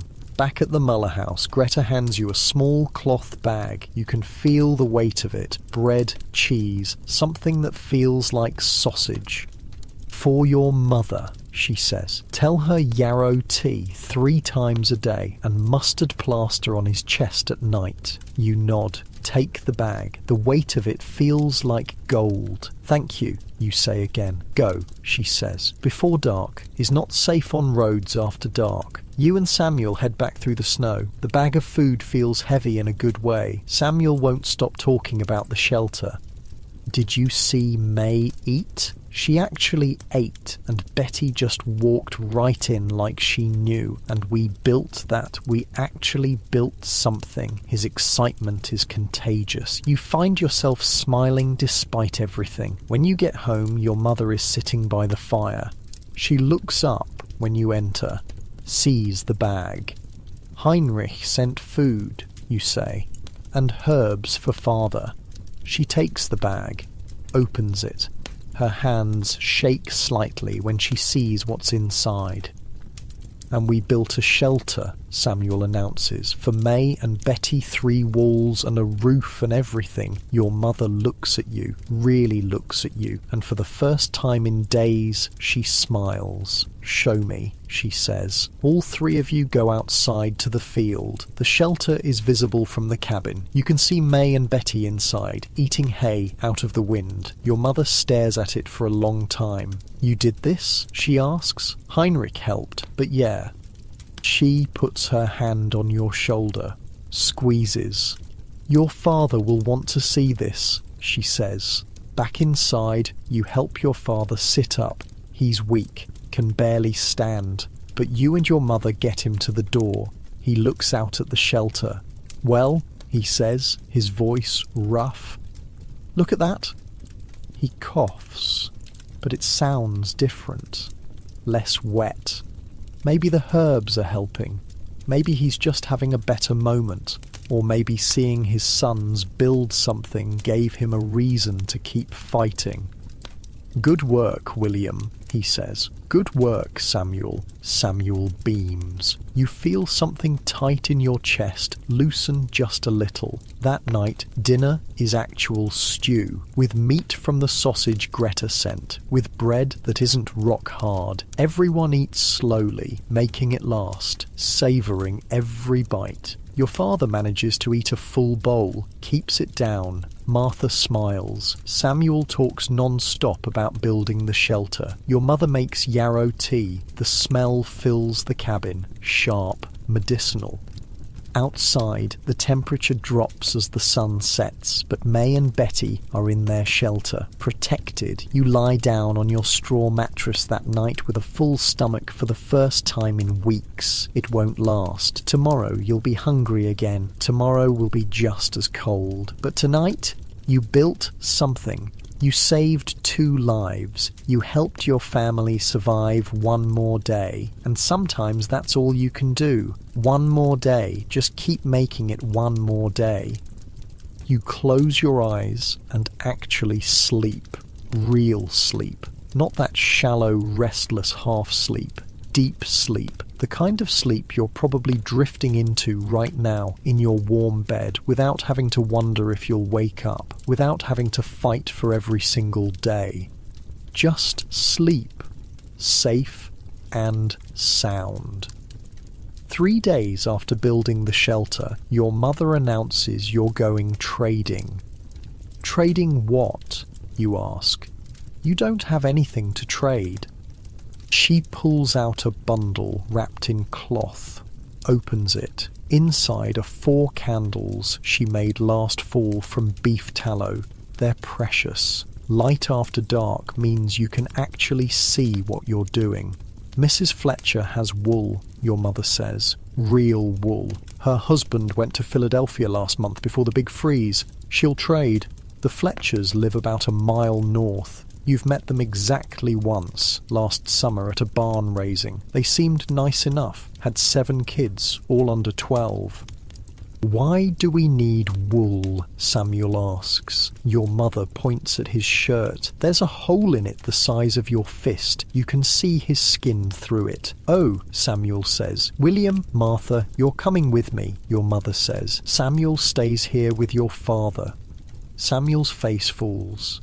He wanted to go, but someone needs to tend the fire and your father's still too weak to do it himself. Your mother bundles up, puts on every layer she owns, wraps a scarf around her face so only her eyes show. You and Martha do the same. She grabs the candles. You grab a walking stick in case you need to break through ice or push away snow. We'll be back before dark, she tells your father. He nods. Doesn't argue. That's how you know he's still sick. Normal father would insist on coming, on being the one to protect his family. The walk to the Fletchers is brutal. The path is barely visible under fresh snow. You're walking through woods mostly, trees on both sides. Their branches hang low, heavy with ice. Every few minutes you hear a crack. Somewhere in the forest another branch is breaking under the weight. They sound like musket shots. Stay close, your mother says. Martha grabs your coat sleeve. She's scared. You don't blame her. The woods feel different in winter, dangerous, like something's watching you. Probably just deer, or rabbits, or wolves. You try not to think about wolves. It takes almost an hour to reach the Fletcher place. By the time you see their cabin, your legs are screaming and your face is so numb you can't feel it anymore. The Fletcher cabin is bigger than yours. Not by much, but enough to matter. Smoke pours from their chimney. You can hear kids yelling inside. Your mother knocks. The door opens and noise spills out. Mrs. Fletcher stands there with a baby on her hip. She's maybe 30, looks 45. Winter does that. "Mary," she says to your mother, come in, you'll freeze standing there." Inside is chaos, kids everywhere, running, fighting, crying, playing. The oldest can't be more than 11. "Don't mind them," Mrs. Fletcher says over the noise. "They've been inside for 2 weeks, going crazy." She hands the baby to one of the older girls, leads you to the fireplace. It's smaller than Heinrich's, but putting out decent heat. "You brought the candles?" she asks. Your mother unwraps the bundle, shows the 4 tallow candles. Mrs. Fletcher picks one up, sniffs it, nods. "Good quality," she says. "I can give you 2 skeins of wool, grey, already carded." Your mother considers this. 2 skeins isn't much, but it's something. "And a cup of buttermilk," Mrs. Fletcher adds. "For the children." Deal. They shake hands. Mrs. Fletcher disappears into a back corner and returns with the wool. It's rough, scratchy looking, but it's whole. No holes, no worn patches. Martha's eyes light up when she sees it. The buttermilk comes in a small wooden cup. Mrs. Fletcher pours it from a larger container. The liquid is thick, white, smells sour but good. "Split it between them," Mrs. Fletcher says. "Should help with the hunger." Your mother takes the cup, divides it between you and Martha, 3 sips each. It's the best thing you've tasted in weeks. Rich, fatty, it coats your throat going down. "How's your husband?" Mrs. Fletcher asks, while her kids run circles around you. "Sick," your mother admits. "Lung fever, maybe." "Mine too," Mrs. Fletcher says. "Been coughing for a week. Men get sick and suddenly they're dying. Meanwhile, we're out here doing everything and somehow we survive."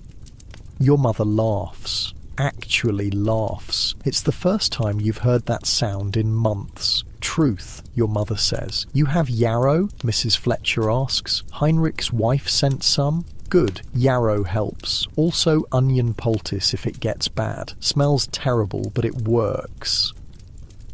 They talk like this for a while, swapping remedies, comparing symptoms. It's weird hearing adults talk about disease like they're discussing the weather. But then again, disease is the weather here. Comes and goes, kills some people, spares others. No rhyme or reason. One of the Fletcher kids, a boy about Samuel's age, walks up to you. "You want to see something?" he asks. "Sure." He leads you to a corner of the cabin, points at a small wooden box. "Open it," he says. You open it. Inside is a dead mouse, frozen solid. "I caught it last week," the boy says proudly. "Gonna keep it till spring, see if it comes back to life." "It's not coming back to life," you say. "How do you know?" "Because it's dead. But maybe the cold just made it sleep really hard." You look at the frozen mouse. Its tiny mouth is open. Its eyes are clouded. "It's dead," you repeat. The boy looks disappointed, closes the box. Kids in winter get weird. Nothing to do, nowhere to go. They start thinking frozen mice might come back to life. Can't really blame them. Martha is talking to one of the Fletcher girls near the fire. They're comparing holes in their clothes, seeing who has it worse. Martha's winning. Her dress has patches on the patches. "Your mother's a good seamstress," the Fletcher girl says. "Those patches are neat." "She used to make dresses for rich ladies," Martha says. "Back in England." Before we came here. Why'd you come here? Father said there was land. Opportunity. The Fletcher girl snorts. Opportunity to freeze to death, maybe.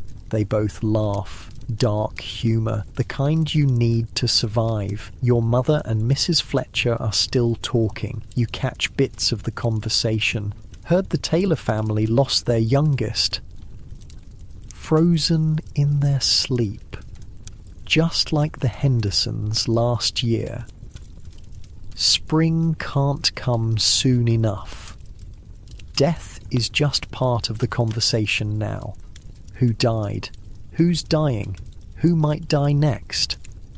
You used to think death was this big, scary thing, something that happened to old people or soldiers. Now you know it's just winter's favourite hobby. After about an hour, your mother says you need to leave. Get home before dark. Mrs. Fletcher walks you to the door, hands your mother a small bundle wrapped in cloth.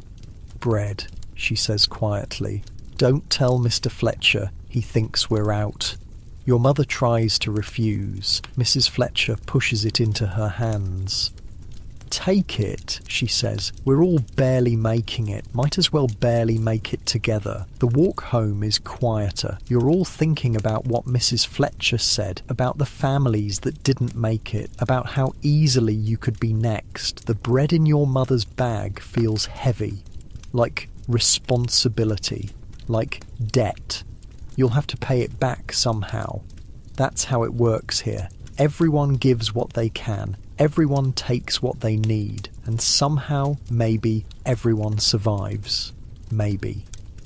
By the time you get home, the sun is low. The temperature is dropping fast. Your father is awake. Still in bed, but awake. Samuel is sitting next to him, showing him the corn husk doll. How'd it go? Your father asks. Good, your mother says. She shows him the wool. Enough to patch everyone's clothes, and Mrs. Fletcher sent bread. Your father's eyes get wet. He blinks fast. Good people, he says. Good people here. That night, your mother starts mending. She takes the wool and begins working it into patches for Samuel's shirt. Her fingers move fast despite the cold. Years of practice. Martha helps, threading needles, cutting scraps. You and Samuel feed the fire, add logs, make sure it stays strong. Your father drinks his yarrow tea, 3 cups, like Greta said. He doesn't complain about the taste, even though it's bitter as hell. For dinner, you have the bread Mrs. Fletcher sent. Your mother cuts it into 6 pieces. Everyone gets one. It's good bread, dense, filling, made with actual wheat flour, not just cornmeal. You eat it slow, make it last. Outside, the wind is picking up again. You can hear it howling around the cabin. The gaps in the walls whistle, but inside, there's the fire. There's food in your belly. There's wool to patch your clothes. There's family. Your father falls asleep sitting up, the first time he slept anywhere but lying flat in days. Your mother finishes Samuel's shirt, holds it up. The patch is visible but neat. The hole is covered. There, she says. Good as new. It's not good as new. Not even close. But it's better than it was. That's all you can ask for. Better than it was. Samuel puts on the shirt, spins around. Look, no hole. Martha smiles. Very fancy. The fanciest, you add. Your father opens his eyes, watches Samuel spin. Handsome boy, he says. His voice is stronger than this morning. The herbs are working, or the rest is working, or maybe he's just having a good day. You'll take it either way. Martha finishes mending your breeches. The knee was torn, almost completely open. Now there's a wool patch holding it together. Try them, she says. You slip them on. The patch is rough but warm. Perfect, you say. Your mother starts on her own dress next. There are holes you didn't even notice in the hem, under the arms, along the back. She patches them one by one, working by firelight, squinting to see the stitches. This is what survival looks like, not grand gestures or heroic acts. Just mending, patching, making do. Taking what's broken and making it work one more day.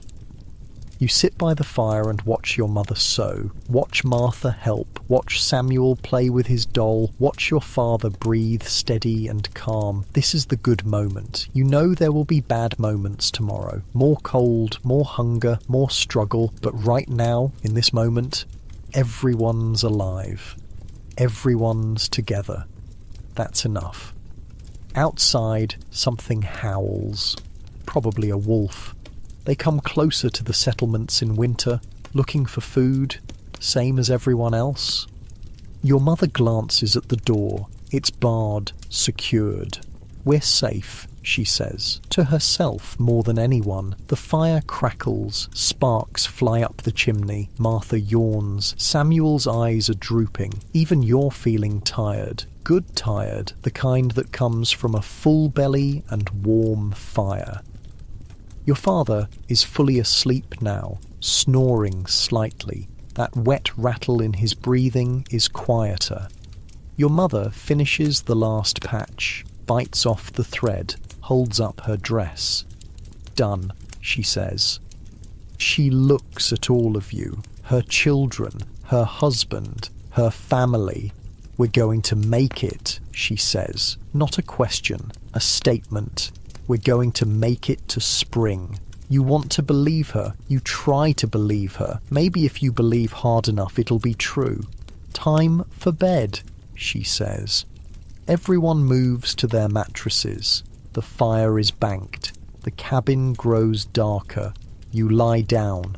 Pull your blanket up. No heat, no shelter, no mercy. When the temperature dropped to 40 below and train winds hit 60 below, most people would die in minutes. But during the Great Depression, over 2 million Americans had no choice but to ride these deadly winter freight trains. They weren't thrill seekers, they were desperate people who'd lost everything, and somehow they survived conditions that would kill most of us today, even with our fancy modern gear. This is how they did it. If you fall asleep to these, hit subscribe. Also, comment where you're listening from. Got people from New York to Berlin last time. Kinda cool thinking we're all drifting off together. Tonight's stop, the frigid freight trains of 1930s America during the Great Depression. Get comfortable. Seriously, fix your pillow. Pull that blanket up, because where we're going, you'll want to be warm. December 1932, Chicago. Your eyes snap open to complete darkness. For a second, you don't know where you are, then it hits you all at once. The violent shaking beneath you, the roar of steel wheels on track, and the cold. Dear God, the cold. Your body is curled into a tight ball on the wooden floor of a freight car. Every breath creates a cloud that instantly disappears into the darkness. Your fingers are already numb. Your toes, you can't even feel them anymore. Unlike your warm bed right now, this wooden floor pulls the heat right out of your body, stealing it degree by degree. Jack Morgan, lucky to exactly nobody, had been on this train for maybe 20 minutes, and he was already wondering if they'd find his frozen body when they unloaded in Omaha. First night riding in winter, kid? The voice comes from the corner of the boxcar. Jack nearly jumps out of his skin. Jesus, who's there? Jack's voice cracks, betraying both fear and the first stages of hypothermia. A match strikes, illuminating a weathered face, deep wrinkles, grey stubble, eyes that have seen too much. The man looks like he's been riding these rails for 100 years. Name's Pete. Some folks call me Newspaper Pete. The match dies. Darkness again. And you, my friend, have about 15 minutes before you're in serious trouble. I'm fine, Jack stutters, teeth chattering uncontrollably. Pete's laugh is like gravel in a tin can. Yeah, and I'm the King of England. Listen, kid, it's 20 below out there. With this train moving at 40 miles an hour, that's a wind chill of about -60. You know what happens at -60? Before Jack can answer, Pete continues. Your skin freezes in under 5 minutes. Your core temperature drops so fast you get confused, then sleepy. That's the dangerous part, the sleeping. You lie down for a nap, you don't wake up. And judging by how you're shivering, you're already halfway there. Jack tries to stand, but his legs are wooden, unresponsive. The cold has taken deeper hold than he realised. I can't feel my feet, he admits. Another match flares. Pete is suddenly beside him, moving with surprising agility for a man his age. Thought so. First rule of winter riding, kid. You don't just hop a train with regular clothes and hope for the best. That's suicide. Pete's eyes narrow as he looks Jack over. Stock market? Jack nods. It's all most people need to say these days. The crash of 29 had taken everything. His job at the bank, his apartment, his fiancée. 3 years later, there were still men jumping from buildings in New York. Well, today's your lucky day, kid. You met me instead of the Grim Reaper. Now shut up and do exactly what I tell you. Pete reaches into a large sack and pulls out what looks like trash. Newspapers, cloth strips, and what might once have been a canvas tarp. Take your coat off. Jack stares at him like he's insane. It's for freezing, Pete sighs. Kid, your cotton coat is worse than useless right now. It's soaked with your sweat from running to catch this train. Wet clothes kill in this weather. Now take it off before I have to drag your frozen corpse out of here in Iowa. Jack's fingers are too numb to work the buttons. Pete doesn't wait, just pulls a knife from his boot and slices them off in one quick motion. Hey, that was my only coat. And it was gonna be your death shroud. Now shut up and watch. I'm about to save your life with yesterday's Tribune. What happens next is like watching an artist at work. Pete's weathered hands move with practiced precision, unfolding newspapers and arranging them in specific patterns. The newspaper layer method, Pete explains, working quickly. Developed this myself over 4 winters on the rails. Newspapers got air pockets. Air pockets trap heat, but it's got to be done right. He starts with Jack's torso, wrapping sheets of newspaper around his chest and back in overlapping layers. Each sheet covers about 75% of the previous one, creating a seamless pattern. Gaps kill, Pete mutters as he works. One hole in your insulation and cold air gets in, warm air gets out. That's how you lose fingers and toes.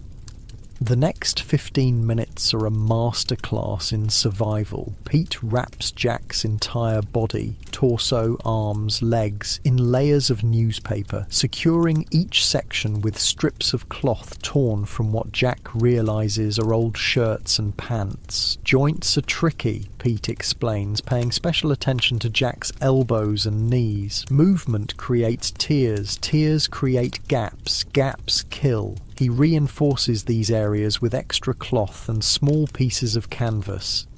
How do you know all this? Jack asks, already feeling warmer despite being wrapped like a mummy in old Chicago Tribunes. Pete's eyes go distant for a moment. Trial and error, kid. Lots of error. Saw too many frozen bodies my first winter. Men who thought a coat and a bottle of whiskey would keep them alive. He shakes his head. Whiskey makes you feel warmer while it kills you faster, opens up your blood vessels, dumps all your heat out to your skin, then into the air.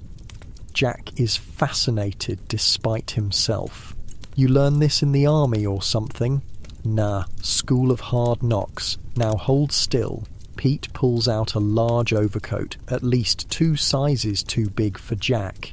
Charity bins special. Always go bigger in winter. Gotta fit all your newspaper layers underneath. The coat goes over Jack's newspaper-wrapped body. Then comes a canvas tarp, wrapped and secured with more cloth strips. Hand and foot protection next. Most important part, extremities freeze first. Jack's hands get wrapped in newspaper, then covered with wool socks, then enclosed in larger cloth bags that Pete tucks inside the coat sleeves. Your feet are the biggest concern right now, Pete says, examining Jack's boots. These are useless. Thin leather, probably wet inside from snow. Recipe for black toes. Black toes? Frostbite so bad they turn black and fall off. Seen it happen too many times.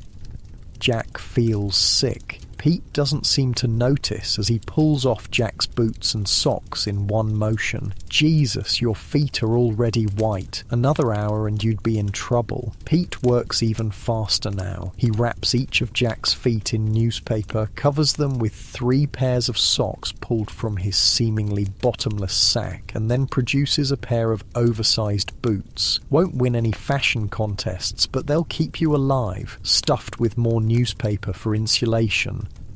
The final touch is head protection. Pete wraps Jack's head and neck with newspaper, leaving only small openings for his eyes and mouth. Over this goes a wool cap and a scarf wrapped in an intricate pattern. Up to 40% of your body heat escapes through an uncovered head, Pete explains.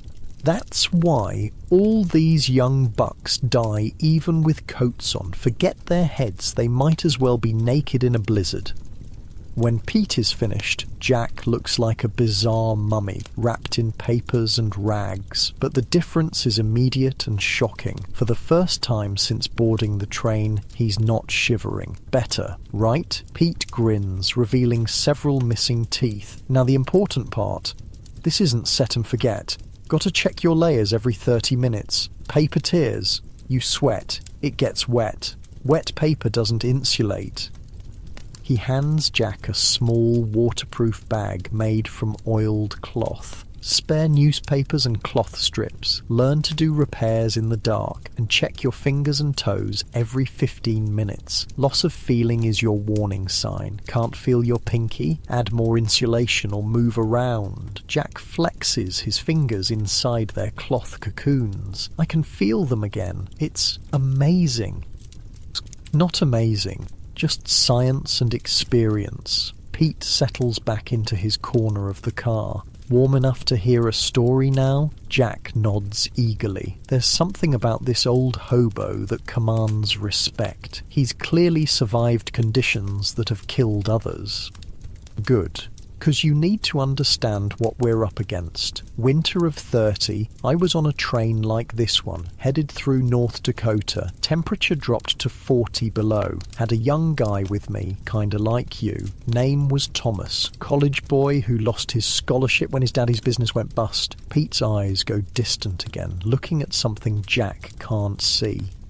He didn't listen. Thought his fancy store-bought gloves were better than my newspaper method. Found him in the morning. Couldn't even close his eyes to bury him. They were frozen open. Jack swallows hard. Yeah, that's the reality out here. The freight cars don't care if you live or die. The weather sure as hell doesn't. The railroad bulls would rather beat you half to death than let you ride. Out here, the only thing between you and a frozen grave is what you know and how well you use it.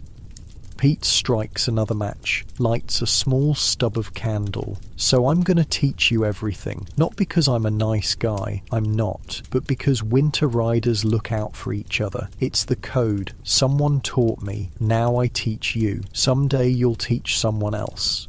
That's how we survive. The candle flickers, casting monstrous shadows across the boxcar walls. First lesson starts now. Take off your right mitten. Check your fingers. Tell me what you feel.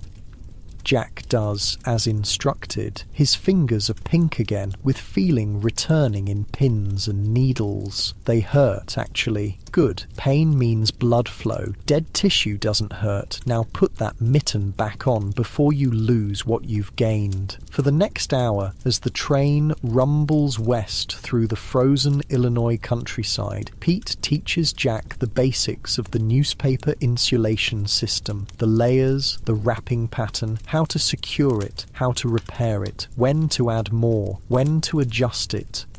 The whole system needs maintenance, Pete explains. Check every 30 minutes, replace wet or torn paper, re-secure loose wrappings. It's constant work, but that's the point. Keeps you moving, keeps blood flowing. Jack is a quick study, his banker's mind cataloguing the information methodically. How long have you been riding the rails? He asks during a pause in the lesson.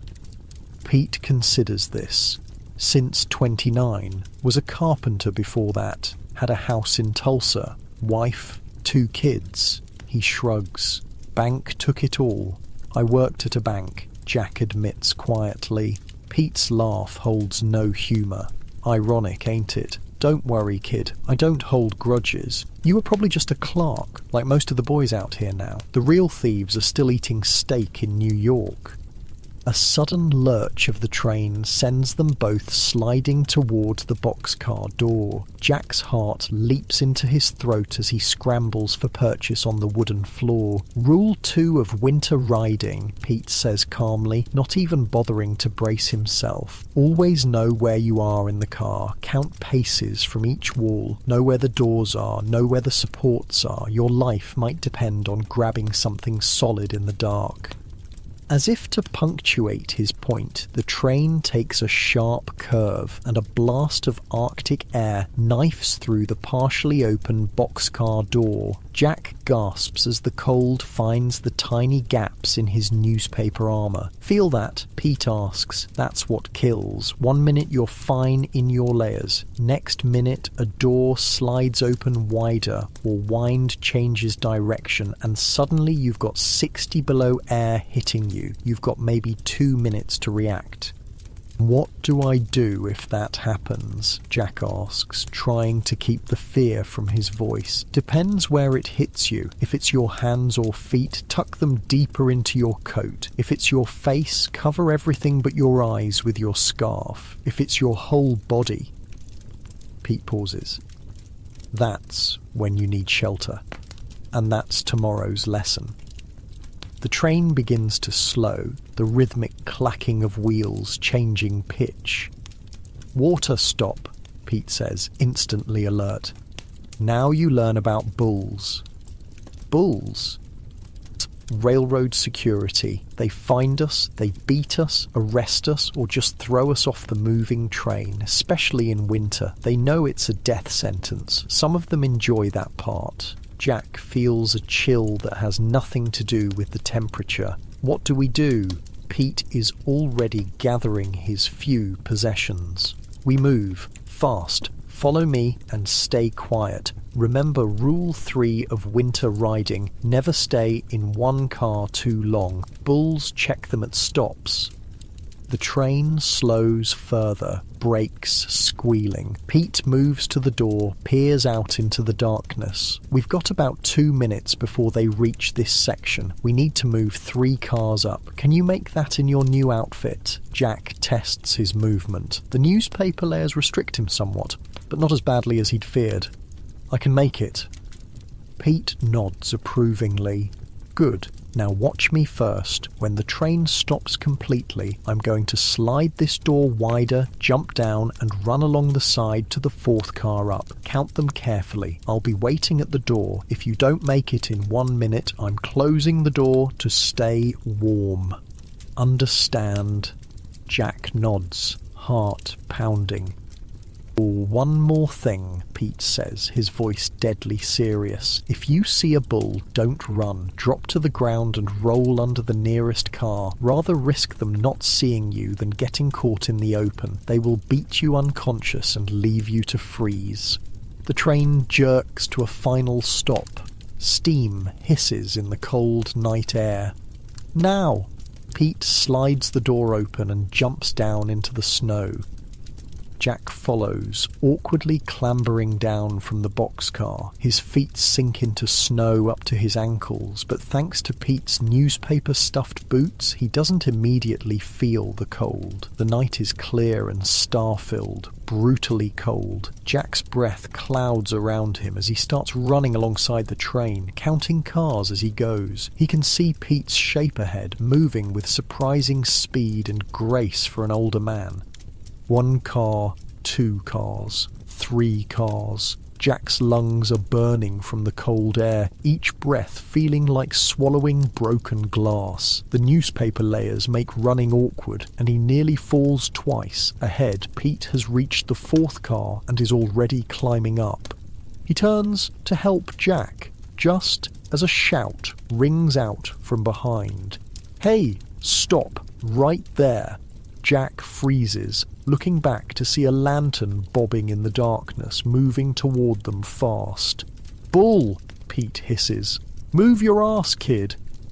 Jack's survival instinct kicks in. He lunges forward, grabs Pete's outstretched hand and scrambles up into the boxcar. Pete slides the door shut just as the lantern draws near, leaving only a tiny crack to peer through. "Don't make a sound," Pete whispers, his mouth right next to Jack's ear. They wait in absolute stillness, barely breathing. Outside, heavy footsteps crunch in the snow. A beam of light sweeps across the crack in the door. Jack's heart pounds so loudly he's certain it must be audible. The bull moves on, checking the next car. After what feels like an eternity, Pete relaxes slightly. He'll check the whole train, standard procedure at water stops, but we should be safe now. This boxcar is different from the last. It's a grain car with wooden walls that block more wind but also more moonlight. The darkness is nearly absolute. "How do you see in here?" Jack whispers. "You don't. You feel." Pete's disembodied voice comes from somewhere to Jack's right. "Count steps. Remember where things are. Your eyes are useless most of the time out here." As they settle into their new temporary home, the train lurches and begins moving again. Jack feels a surge of relief, followed by exhaustion. The adrenaline of their escape, combined with the energy his body is using to stay warm, hits him all at once. "I'm so tired," he murmurs. "That's the cold talking," Pete says sharply. "Stay awake. Move your fingers and toes. Tell me about yourself." Not much to tell. Was a bank clerk in Chicago, had an apartment, a fiancée named Margaret, tickets to the Cubs. Jack trails off, the losses still too raw. "Keep talking," Pete insists. "Movement and conversation keep your blood flowing. Still got family. Parents in Milwaukee, too ashamed to go back. Dad warned me about the market. Should have listened." "Pride's a luxury out here," Pete says simply. "Cold kills the proud just as fast as the humble." "What about you?" Jack asks, fighting to keep his eyes open. "You mentioned Tulsa. Had a good life. Carpenter by trade. Built houses all through the 20s boom. Had a wife, Alice. Pretty as a picture. 2 boys, Michael and Thomas. What happened to them?" Pete is quiet so long, Jack thinks he won't answer. Finally, "Alice took the boys to her sister's in California. Told me to come when I could. That was 3 years ago. You never went?" "Started that way, headed west, but the rails have a way of becoming home. Met others like me, learned to survive, taught others, sent money when I could find work. Less shame in staying away than showing up broken." The rawness of Pete's admission hangs in the cold air between them. "Check your fingers and toes," Pete says abruptly, changing the subject. "Then I'll teach you about shelters, because this insulation system is just the beginning. Tomorrow you learn how to build a windbreak that can withstand 60-mile-per-hour gusts on a moving platform. After that, food and water systems that work when everything freezes solid." Jack flexes his fingers inside their newspaper and cloth wrappings. They're warm now, almost comfortable.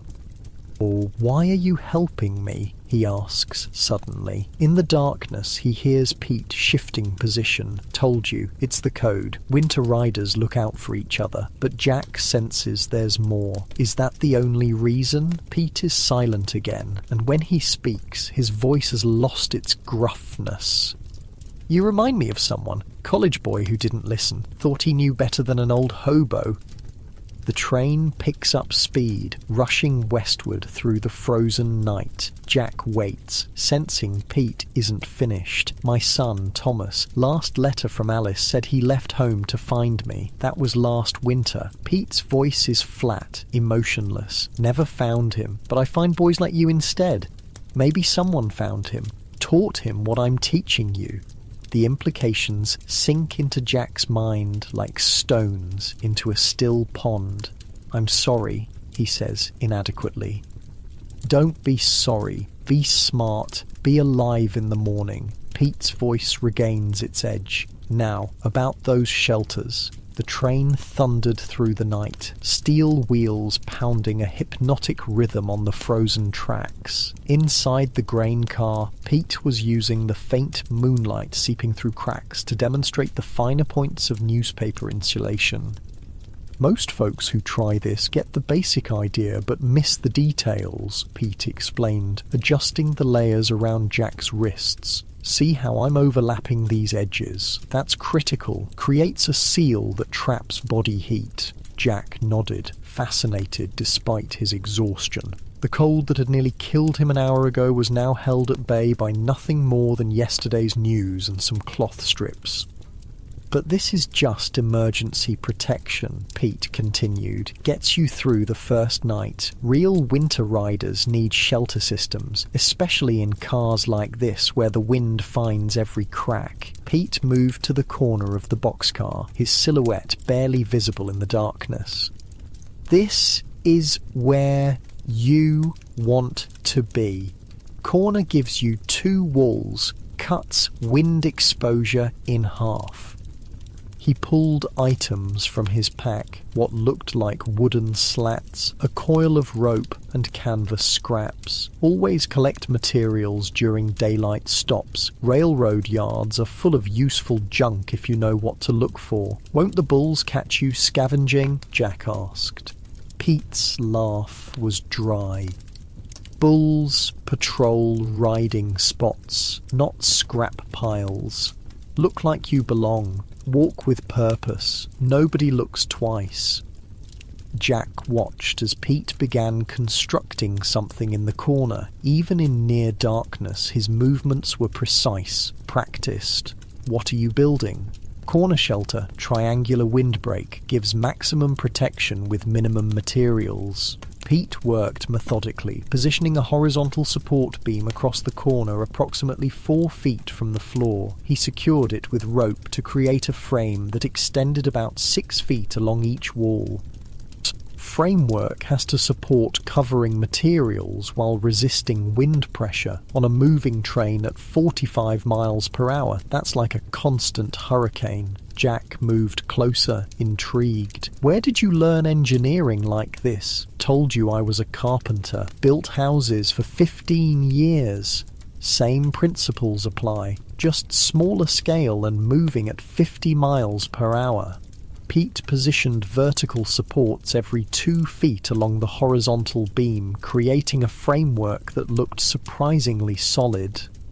Now for the covering system. This is where most folks mess up. They use a single layer, wind tears it apart in minutes. From his seemingly bottomless pack, Pete produced a folded canvas tarp, several blankets and more newspapers. Multiple layers, outer layer deflects wind and moisture. He stretched the canvas over the framework, securing it with rope at multiple points. Has to be drum tight. Any flapping tears the material and creates noise. Noise attracts bulls.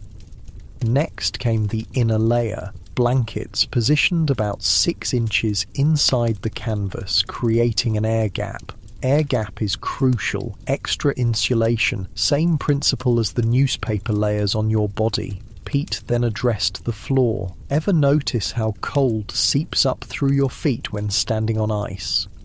Same thing happens in a metal boxcar. Floor barrier is critical. He laid down cardboard, newspaper, and a thin blanket, extending about 2 feet beyond where they would sit.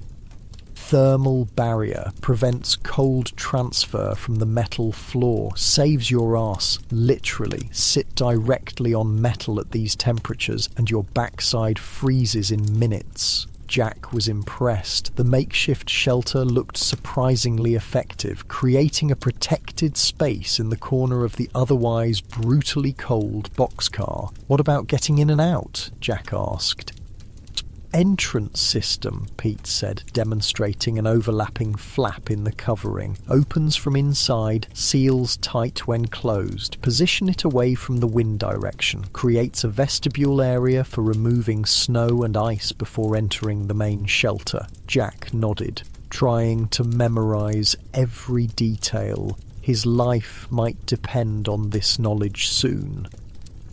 Ventilation control next. Pete continued. Carbon monoxide is a killer in enclosed shelters, needs small adjustable openings near the top.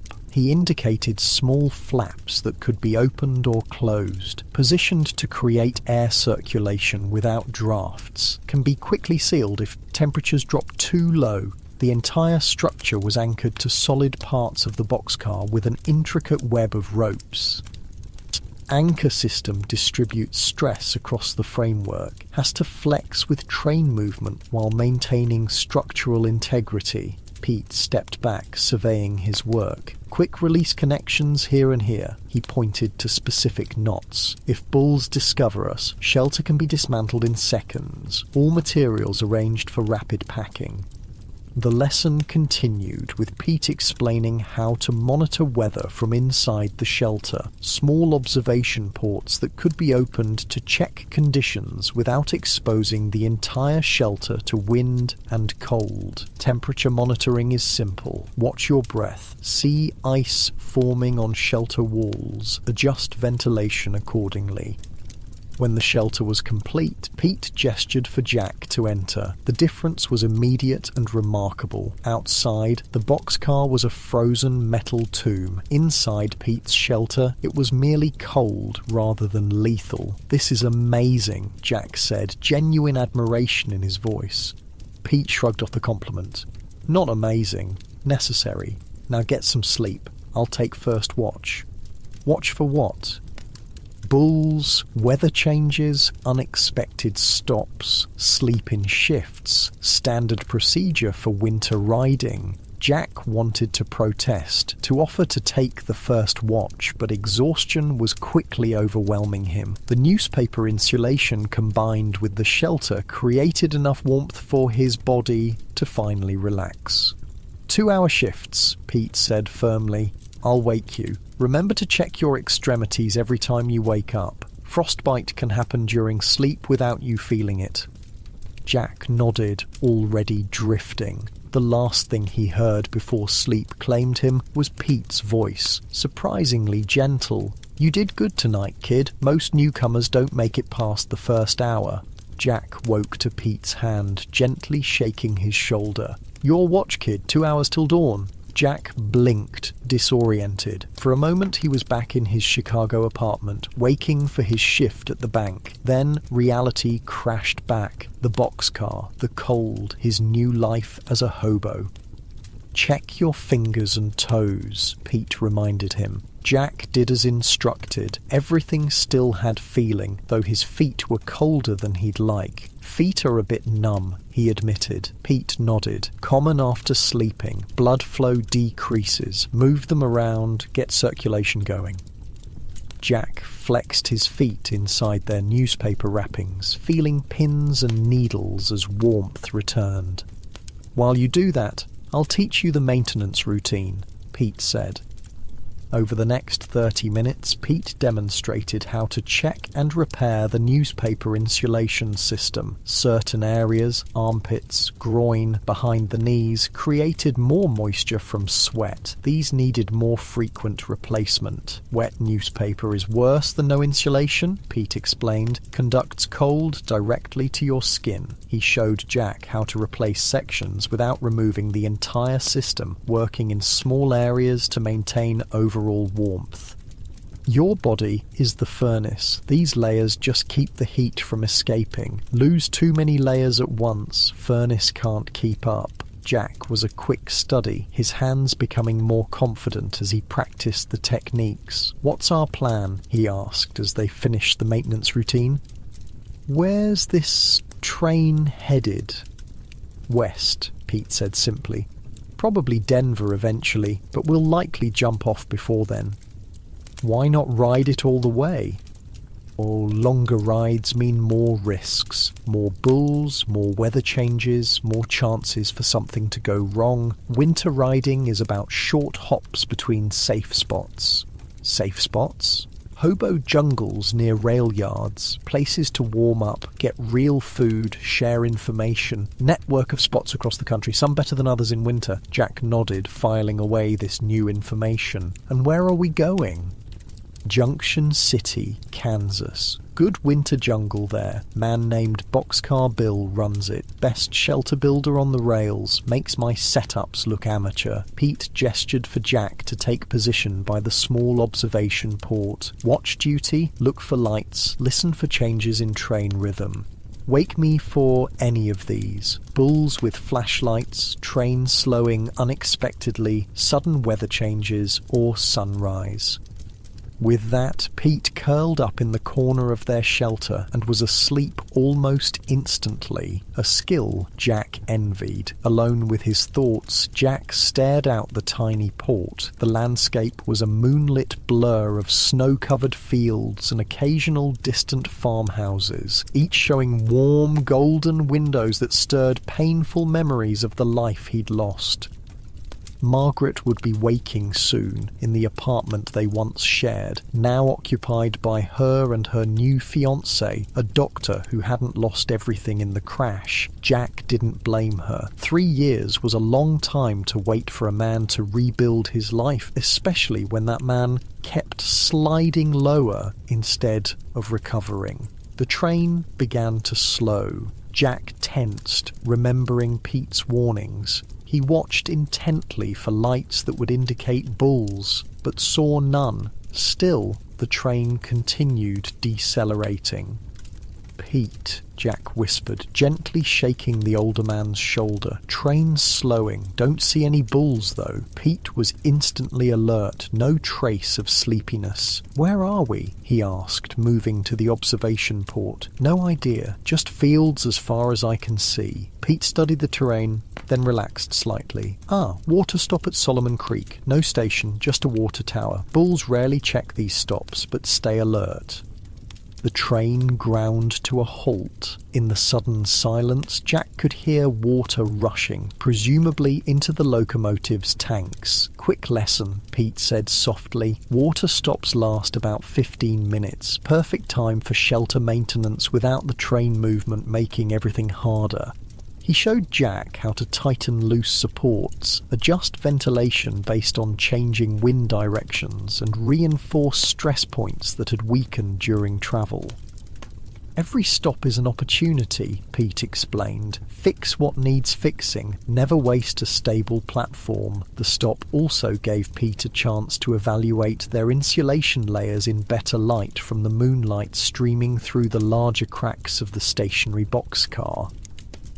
"You're doing well with the newspaper method, but your elbow wrapping is loose. See how the papers shift when you move your arm? That's a cold spot waiting to happen."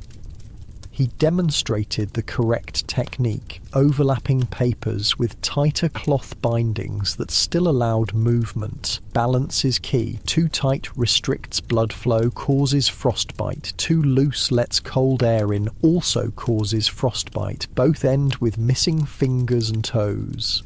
Jack practiced under Pete's watchful eye until he got it right. "You're a natural," Pete admitted grudgingly. "Most folks take days to master this." "Had a good teacher," Jack replied. A whistle blew from the locomotive. "Departure signal," Pete said. "Back to positions." The train lurched forward, beginning its westward journey once more. As they settled in, Jack's curiosity got the better of him. "How'd you end up on the rails, Pete?" "Really?" Pete was quiet so long Jack thought he wouldn't answer. "Told you, lost everything in 29. "There's more to it," Jack pressed gently. "Nobody becomes an expert like you without a story." Pete sighed, a sound almost lost beneath the clacking of the train wheels. "Was a master carpenter in Tulsa. Had my own business, built houses for oil money folks. Good life." Pete's voice was matter-of-fact, free of self-pity. "When the crash hit, buildings stopped overnight, tried to hold on, took odd jobs, repair work. Wasn't enough." He shifted, the newspaper layers crinkling with his movement. "Bank foreclosed in spring of 30. Alice took the boys to her sister's in Sacramento. Plan was I'd follow once I got back on my feet." "But you didn't go," Jack prompted when Pete fell silent. "Started that way, hopped my first freight that summer, thought I'd work my way west, job to job." "What happened?" first winter happened, Pete's voice turned grim. Was riding with 5 other men in a boxcar like this one. None of us knew what we were doing. Temperatures dropped to 30 below near Flagstaff. Jack waited, sensing Pete needed to tell this story at his own pace. Woke up, 2 men were already dead, frozen solid. 3rd was delirious, too far gone to save. 4th lost both feet to frostbite, died of infection weeks later. And the 5th man taught me everything he knew about winter survival. Old railroad worker named Henry. Said knowledge was the only currency that mattered in cold like that. Pete fell silent again, lost in memories. We rode together that whole winter. Henry showed me the newspaper method, the shelter systems, everything. By spring, I was helping him teach others. What happened to Henry? Bulls caught him near Omaha, beat him so bad his ribs punctured a lung, died 3 days later in a jungle outside the city. The brutality of life on the rails hung heavy in the cold air between them.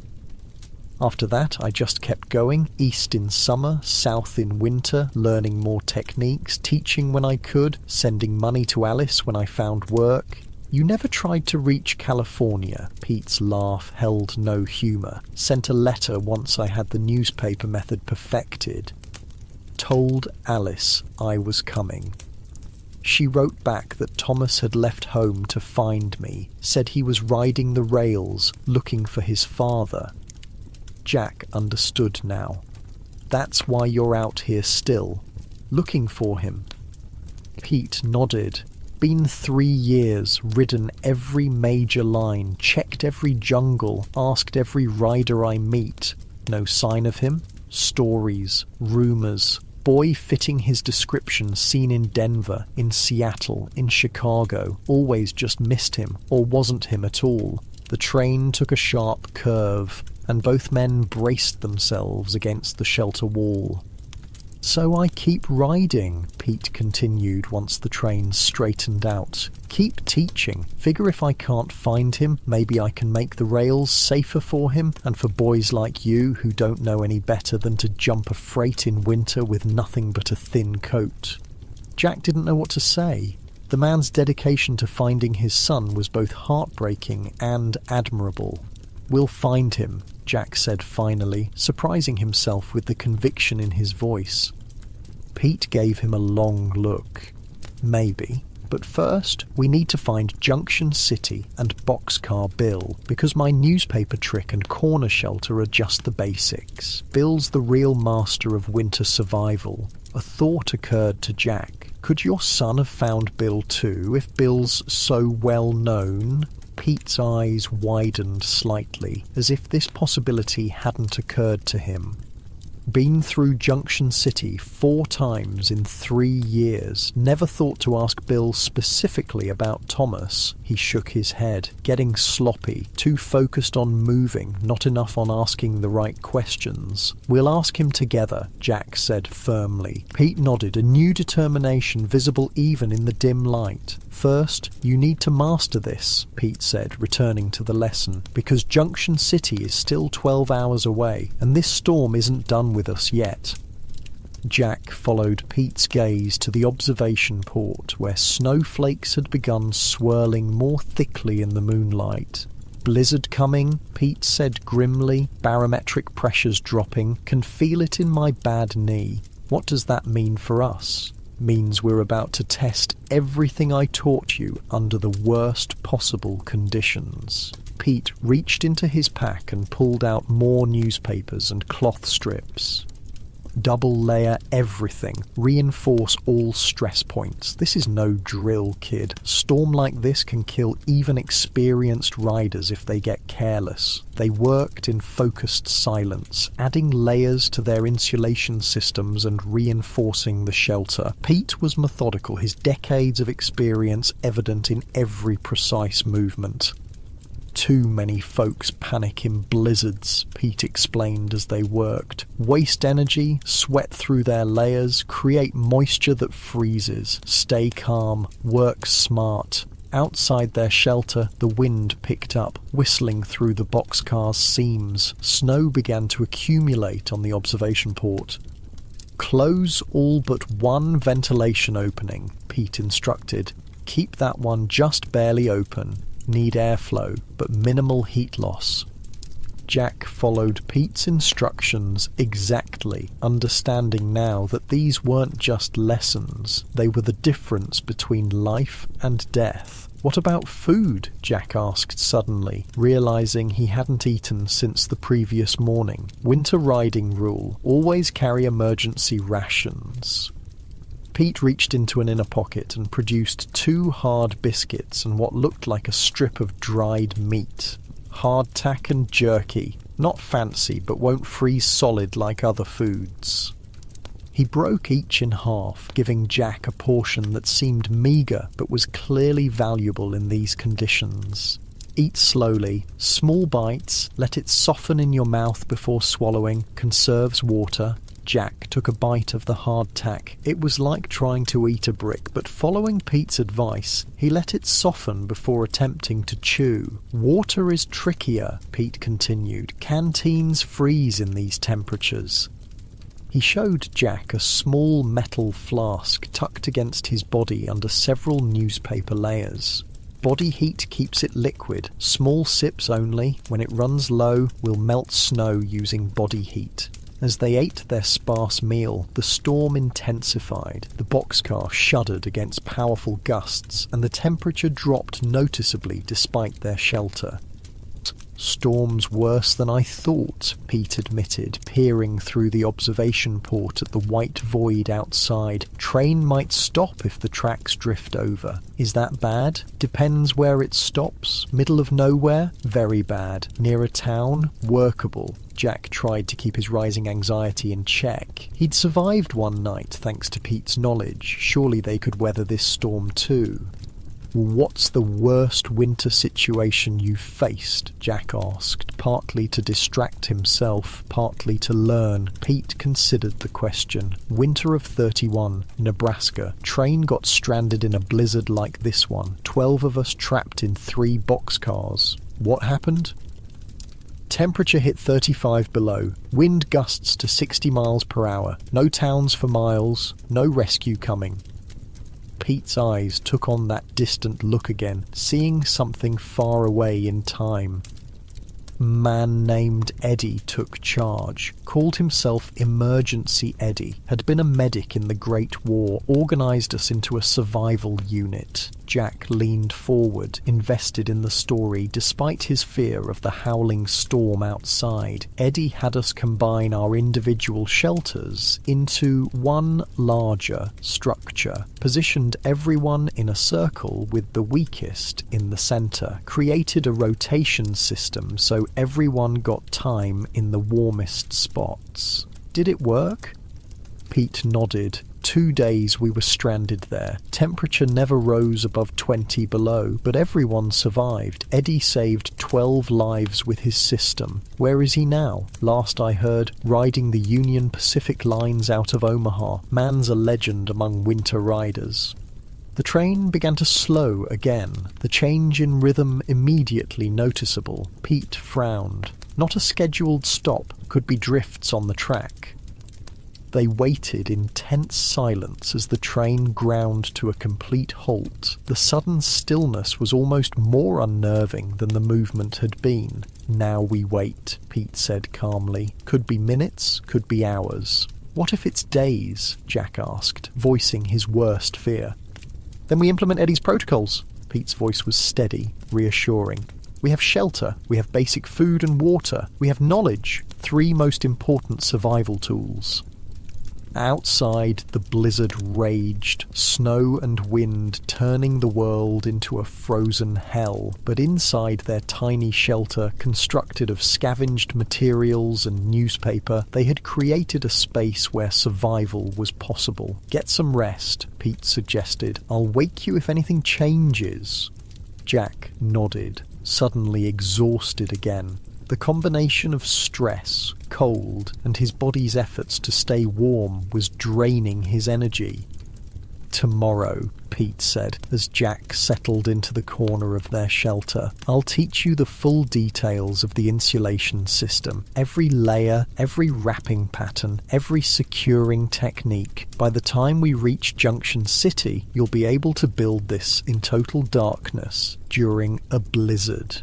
"If we reach Junction City," Jack couldn't help adding. Pete's face was serious in the dim light. "We'll reach it. Maybe not tomorrow, maybe not the next day, but we'll get there. Know why?"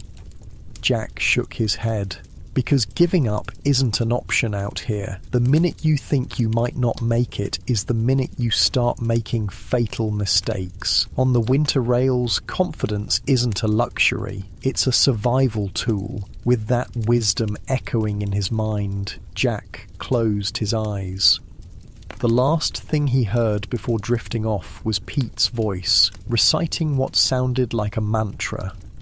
"The railroad don't care if you freeze. The weather don't care if you starve. The only thing between you and death is what you know and how well you can use it when everything goes wrong." Jack woke to silence. The constant rumble of wheels on tracks that had been his lullaby was gone, replaced by an eerie quiet broken only by the occasional moan of wind. "We stopped?" he asked, his voice thick with sleep. Pete nodded, peering through the observation port. Sometime in the night, snows drifted over the tracks ahead, crews probably waiting for a plough. How long will that take? Could be hours, could be days. Pete didn't sugarcoat it. Blizzards let up a bit, but we're not going anywhere soon. Jack felt a surge of panic that he fought to control. Stranded in the middle of nowhere in sub-zero temperatures wasn't how he'd planned to die. "Relax, kid," Pete said, reading his expression. "This ain't my first rodeo, or my first stranded train." He gestured to their shelter. "We've got protection from the elements, we've got some food and water, and most importantly, we know how to not die in this weather. That puts us ahead of most folks out there." Jack nodded, trying to find confidence in Pete's calm demeanour. "Now check your extremities," Pete instructed. "Fingers and toes, tell me what you feel." Jack wiggled his fingers inside their cloth coverings. They were cold but responsive. His toes were similarly chilled but not numb. He reported this to Pete, who nodded approvingly. "Good. Time for insulation maintenance." They spent the next hour carefully replacing damp newspaper with dry sheets from Pete's waterproof bag, section by section, to avoid exposing too much skin to the cold at once. "The train not moving actually helps," Pete explained as they worked. "Less wind penetration, stable platform for repairs. Take advantage of it." As Jack finished rewrapping his left arm, a thought occurred to him. What about the other people on this train? There must be other riders. Pete's expression darkened. "Almost certainly. And if they don't know what we know, they're in trouble." Jack didn't need to ask what kind of trouble. He'd nearly frozen to death himself before Pete found him. "We should help them," Jack said firmly. Pete studied him for a long moment. "Risky. Moving between cars in this weather exposes us. Plus, not all riders welcome help." "You helped me. That's different." "How?" Pete didn't have a ready answer for that. "Look," Jack pressed. "You said it yourself. Winter riders look out for each other. It's the code." Pete sighed, a cloud of vapour in the frigid air. "You're using my words against me. Not fair." But there was no real resentment in his voice. "All right. We'll check the adjacent cars, but we move smart, stay together, and if I say we turn back, we turn back. Deal?" Jack nodded. "Deal." Preparing to venture outside their shelter took another 20 minutes. Pete insisted they add extra insulation layers, paying special attention to faces and extremities. Winds died down, but it's still deadly out there, Pete warned. Cover everything but your eyes and keep moving. Standing still is how you die. When they were fully wrapped, looking like bizarre mummies in their newspaper armour, Pete carefully dismantled part of their shelter entrance. "Ready?" he asked. Jack nodded, trying to project more confidence than he felt. Pete slid the boxcar door open just enough for them to slip through. The blast of cold that hit them was shocking despite their preparations. Jack gasped, the air burning his lungs. "Keep your scarf over your mouth," Pete reminded him. "Breathe through the fabric to warm the air." They jumped down into snow that reached mid-calf. The world around them was a white wasteland. The train stretched in both directions, half buried in drifts, looking like a great black serpent frozen in the snow. The sky was a flat grey, promising more snow to come. "Next car first," Pete said, his voice muffled by his scarf. "Move quick but careful. Fall in this cold. Get snow inside your layers. You're in trouble." They trudged through the snow alongside the train, each step requiring effort. Jack could already feel the cold trying to penetrate his newspaper armour, probing for weaknesses. The next car was another boxcar, its door frozen shut. Pete produced a metal tool from inside his coat and worked it into the gap, leveraging the door open with a screech of protesting metal. "Hello," Pete called into the darkness. "Anybody riding?" Silence answered him. "Empty," Pete concluded. "Let's check the next one." They continued down the line, checking each car. The third car held a surprise. A family of 4 huddled together in a corner, shivering violently in clothes woefully inadequate for the conditions. "Jesus," Pete muttered. Then, louder, "You folks all right?" The man looked up, his face pale with cold. "Who's asking?" "Name's Newspaper Pete. This is Jack. We're riders." "We're not looking for trouble," the man said warily. "Just trying to get to my brothers in Colorado. Lost our farm in Nebraska." Pete's voice softened. "Not here for trouble. Here to help. You and your family are in danger in this cold." The man's suspicion visibly warred with desperation. His wife and 2 small children, a boy and girl no older than 8, were clearly suffering. "What kind of help?" he finally asked. For the next hour, Pete taught the family his newspaper insulation technique using their own small supply supplemented with sheets from his waterproof bag. Jack helped, demonstrating what Pete had taught him the previous night. "Layers overlap like this," Jack explained to the woman as he showed her how to wrap her daughter's legs. "No gaps. Gaps let cold air in." Pete, meanwhile, was instructing the man on how to build a basic corner shelter using materials they had available. A tarp, some rope, and wooden slats pried from a broken crate. "Won't be pretty, but it'll cut the wind and trap some heat," Pete explained. The family's gratitude was palpable as their makeshift insulation and shelter began to take effect. Colour returned to the children's faces, and they stopped shivering quite so violently. "We can't thank you enough," the woman said, tears in her eyes. "We thought—" She didn't finish, but she didn't need to. "Winter riding has rules," Pete said simply. "First rule, knowledge gets shared. Someone taught me, I taught Jack, now we're teaching you. Someday, you'll teach someone else." The man nodded solemnly. "I won't forget this." "Make sure you don't," Pete replied, "because out here, what you know is the only thing standing between you and freezing to death." As they prepared to leave, the man introduced himself. "Name's Frank Miller. This is my wife Sarah, kids James and Rebecca." Pete hesitated, then asked, "You been riding long? Meet many other riders?"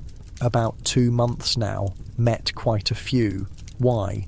"I'm looking for someone. My son, name's Thomas, looks a bit like me but younger, dark hair, scar on his right cheek from a bicycle accident."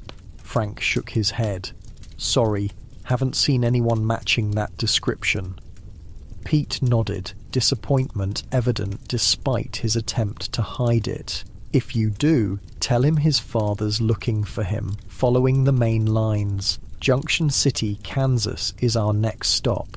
We'll keep an eye out, Frank promised. Back outside, Pete and Jack continued their sweep of the train. 2 more cars yielded no riders, but in the 6th car they found an elderly man alone, nearly unconscious from hypothermia.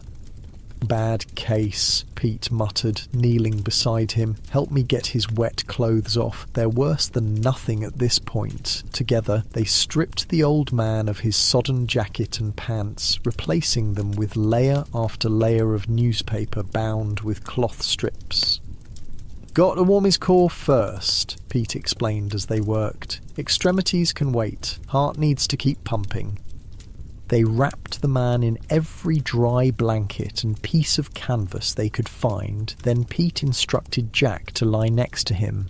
Body heat. Best way to warm someone in these conditions. Jack did as instructed, pressing himself against the shivering old man despite the discomfort and smell. Pete positioned himself on the other side, creating a human sandwich with the hypothermic man in the middle. "Had a doctor in the Great War who saved men this way," Pete explained. "Called it the hobo heating system. 3 men survive where 1 would die." After what seemed like an eternity, the old man's violent shivering subsided and his breathing grew steadier. His eyes fluttered open, confusion evident. "What? Who are you fellas?" he croaked. "Just passing through," Pete said. "You were in trouble. Cold got to you." Understanding dawned on the old man's weather-beaten face. "Wouldn't be the first time. Name's Whiskey Joe. Been riding these rails since before you boys were born. You should know better than to wear wet clothes in this weather, Joe," Pete said. No judgment in his voice, just concern. "Fell asleep too close to the door. Snow blew in when the storm hit." Joe shook his head. "Rookie mistake. Getting old, I guess." "Happens to all of us," Pete replied. "You heading anywhere specific?" "Junction City. Got friends in the jungle there." Pete's eyebrows rose. "That's where we're headed. Know a man called Boxcar Bill?" Whiskey Joe grinned, revealing several missing teeth. "Bill? Course I know Bill. Best damn shelter builder on the rails. He expecting you?" "No, but I'm hoping he might have information about my son. Been looking for him 3 years now." Joe's expression turned sympathetic.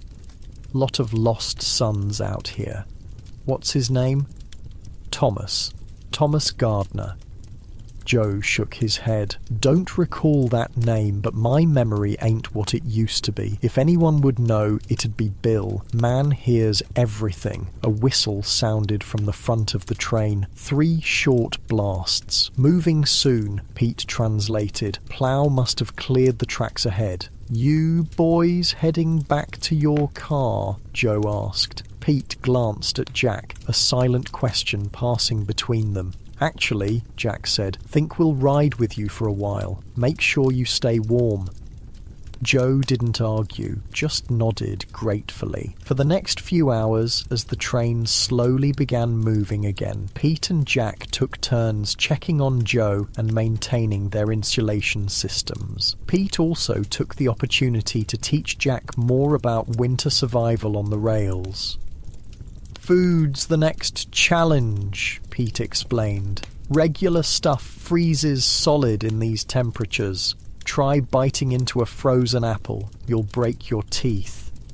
He showed Jack his food selection system. Bacon cut into small bite-sized pieces that could be chewed when frozen. Nuts ground into coarse meal that could be mixed with snow to create a nutritious paste. Dried meat cut into thin strips that could be softened by holding in the mouth until body heat made them chewable. "High-fat foods are gold out here," Pete continued. "Bacon, lard, nuts. Stay edible when frozen and provide essential calories for maintaining body heat." Joe nodded along. Man knows his stuff. Seen too many boys starve because they couldn't figure out how to eat their frozen supplies. Water management's even trickier, Pete added. Can't drink ice. He demonstrated his system of multiple small containers kept inside clothing against the body, rotating them every 30 minutes to keep the water liquid. Never carry one big canteen, he warned. Freezes solid, you're without water. Multiple small containers, always rotating. Joe chimed in with his own technique. I use a metal cup held against my body to melt snow using body heat. Slow process, but reliable. Snow and ice melting technique saved my life more than once, Pete agreed. Just be careful to use clean snow from areas away from railroad tracks and industrial pollution. As the day wore on, the train's pace increased, suggesting they were finally clear of the worst drifts. By late afternoon, Pete estimated they were nearing Junction City. How do you know? Jack asked, impressed by Pete's ability to track their location without any visible landmarks in the snow-covered landscape. Count water towers, Pete explained. Each main line has them at regular intervals. Also timing between curves, changes in track sound. After a while, you develop a mental map. Joe nodded sagely. Man's got rail sense. Born with it, or learn it, can't fake it. The train began to slow again, but this time Pete seemed pleased rather than concerned. Junction City water stop, he announced. We'll jump here. Jungle's about half a mile east of the water tower. They gathered their meagre belongings, Pete helping Joe with his while Jack disassembled the small shelter they'd constructed during the journey. Remember, Pete instructed as they prepared to jump, landing in snow is tricky. Roll if you can. Try to land on the balls of your feet, then collapse into the roll. Stiff legs break. The train had slowed considerably, but was still moving at about 10 miles per hour as they slid the door open. The late afternoon sun had emerged from the clouds, creating a blinding glare off the snow. Now, Pete called. One after another, they jumped. Jack landed awkwardly, but managed to roll as instructed, coming up covered in snow but unhurt. Pete and Joe had already risen and were brushing themselves off. Jungle's this way, Joe said, pointing toward a distant tree line. Best winter setup in 4 states. They trudged through the snow, their newspaper insulation holding up well against the cold, which Pete estimated at around 15 below zero, balmy compared to the previous night. As they approached the trees, Jack noticed smoke rising from multiple points. Drawing closer, he saw why. The jungle was an organized camp of hobos with carefully constructed shelters nestled among the trees, small fires burning in protected pits. "Welcome to Bill's place," Joe announced proudly. The jungle was unlike anything Jack had imagined. Instead of a haphazard collection of makeshift shelters, it was arranged with military precision. Shelters were positioned to block wind for each other. Smoking fires were kept downwind, and paths had been cleared through the snow. Men moved about with purpose, carrying wood, tending fires, repairing equipment. It looked less like a hobo camp and more like a frontier settlement.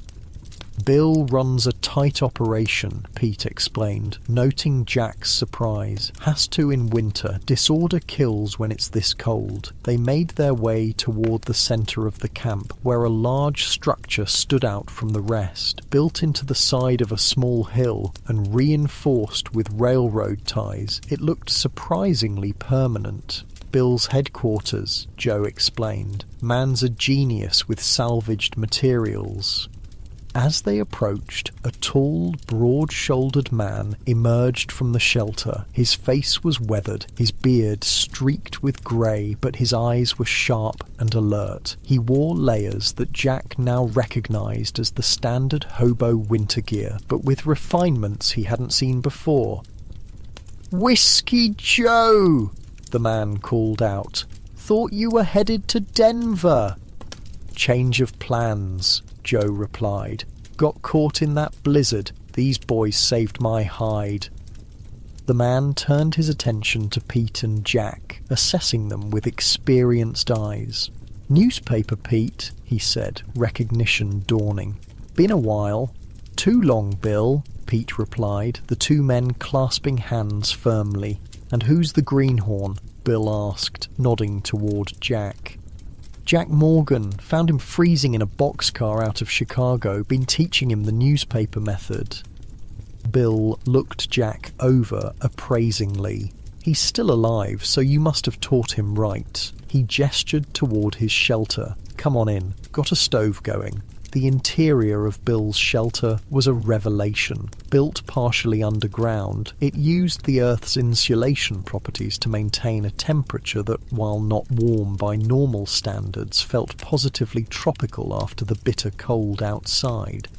A small iron stove in the centre provided heat, its chimney carefully routed through a complex system of metal tubes that extracted maximum warmth before the smoke exited. The walls were a patchwork of materials, wooden planks, canvas, metal sheets, all arranged in overlapping layers with visible air gaps between them. "Triple wall insulation system," Bill explained, seeing Jack's interest. "Outer layer blocks wind, middle layer traps dead air, inner layer reflects heat back in." The floor was elevated on pallets, creating an air gap between it and the frozen ground. Every detail had been considered, every material used to maximum effect. "Most folks just try to find shelter," Bill continued. "Smart ones build it instead." He gestured for them to sit on wooden crates arranged around the stove. From a pot simmering on top, he ladled a steaming liquid into tin cups. "Rabbit stew. Got lucky with the traps yesterday." The hot food was the best thing Jack had tasted in days, warming him from the inside out. As they ate, Pete explained their journey and Jack's quick education in winter survival. "Kids are natural," Pete concluded. "Picked up the newspaper method in one night." Bill nodded appreciatively. "Good. Always need more who know the ways. Too many freeze their first winter." When they'd finished eating, Pete broached the real purpose of their visit.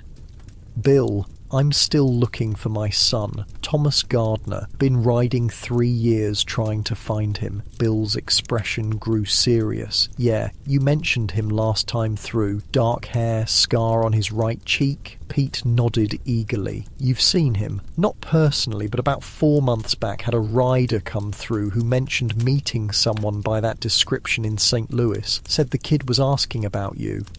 Pete's face lit up with the first genuine hope Jack had seen. "St. Louis? Recently? Well, summer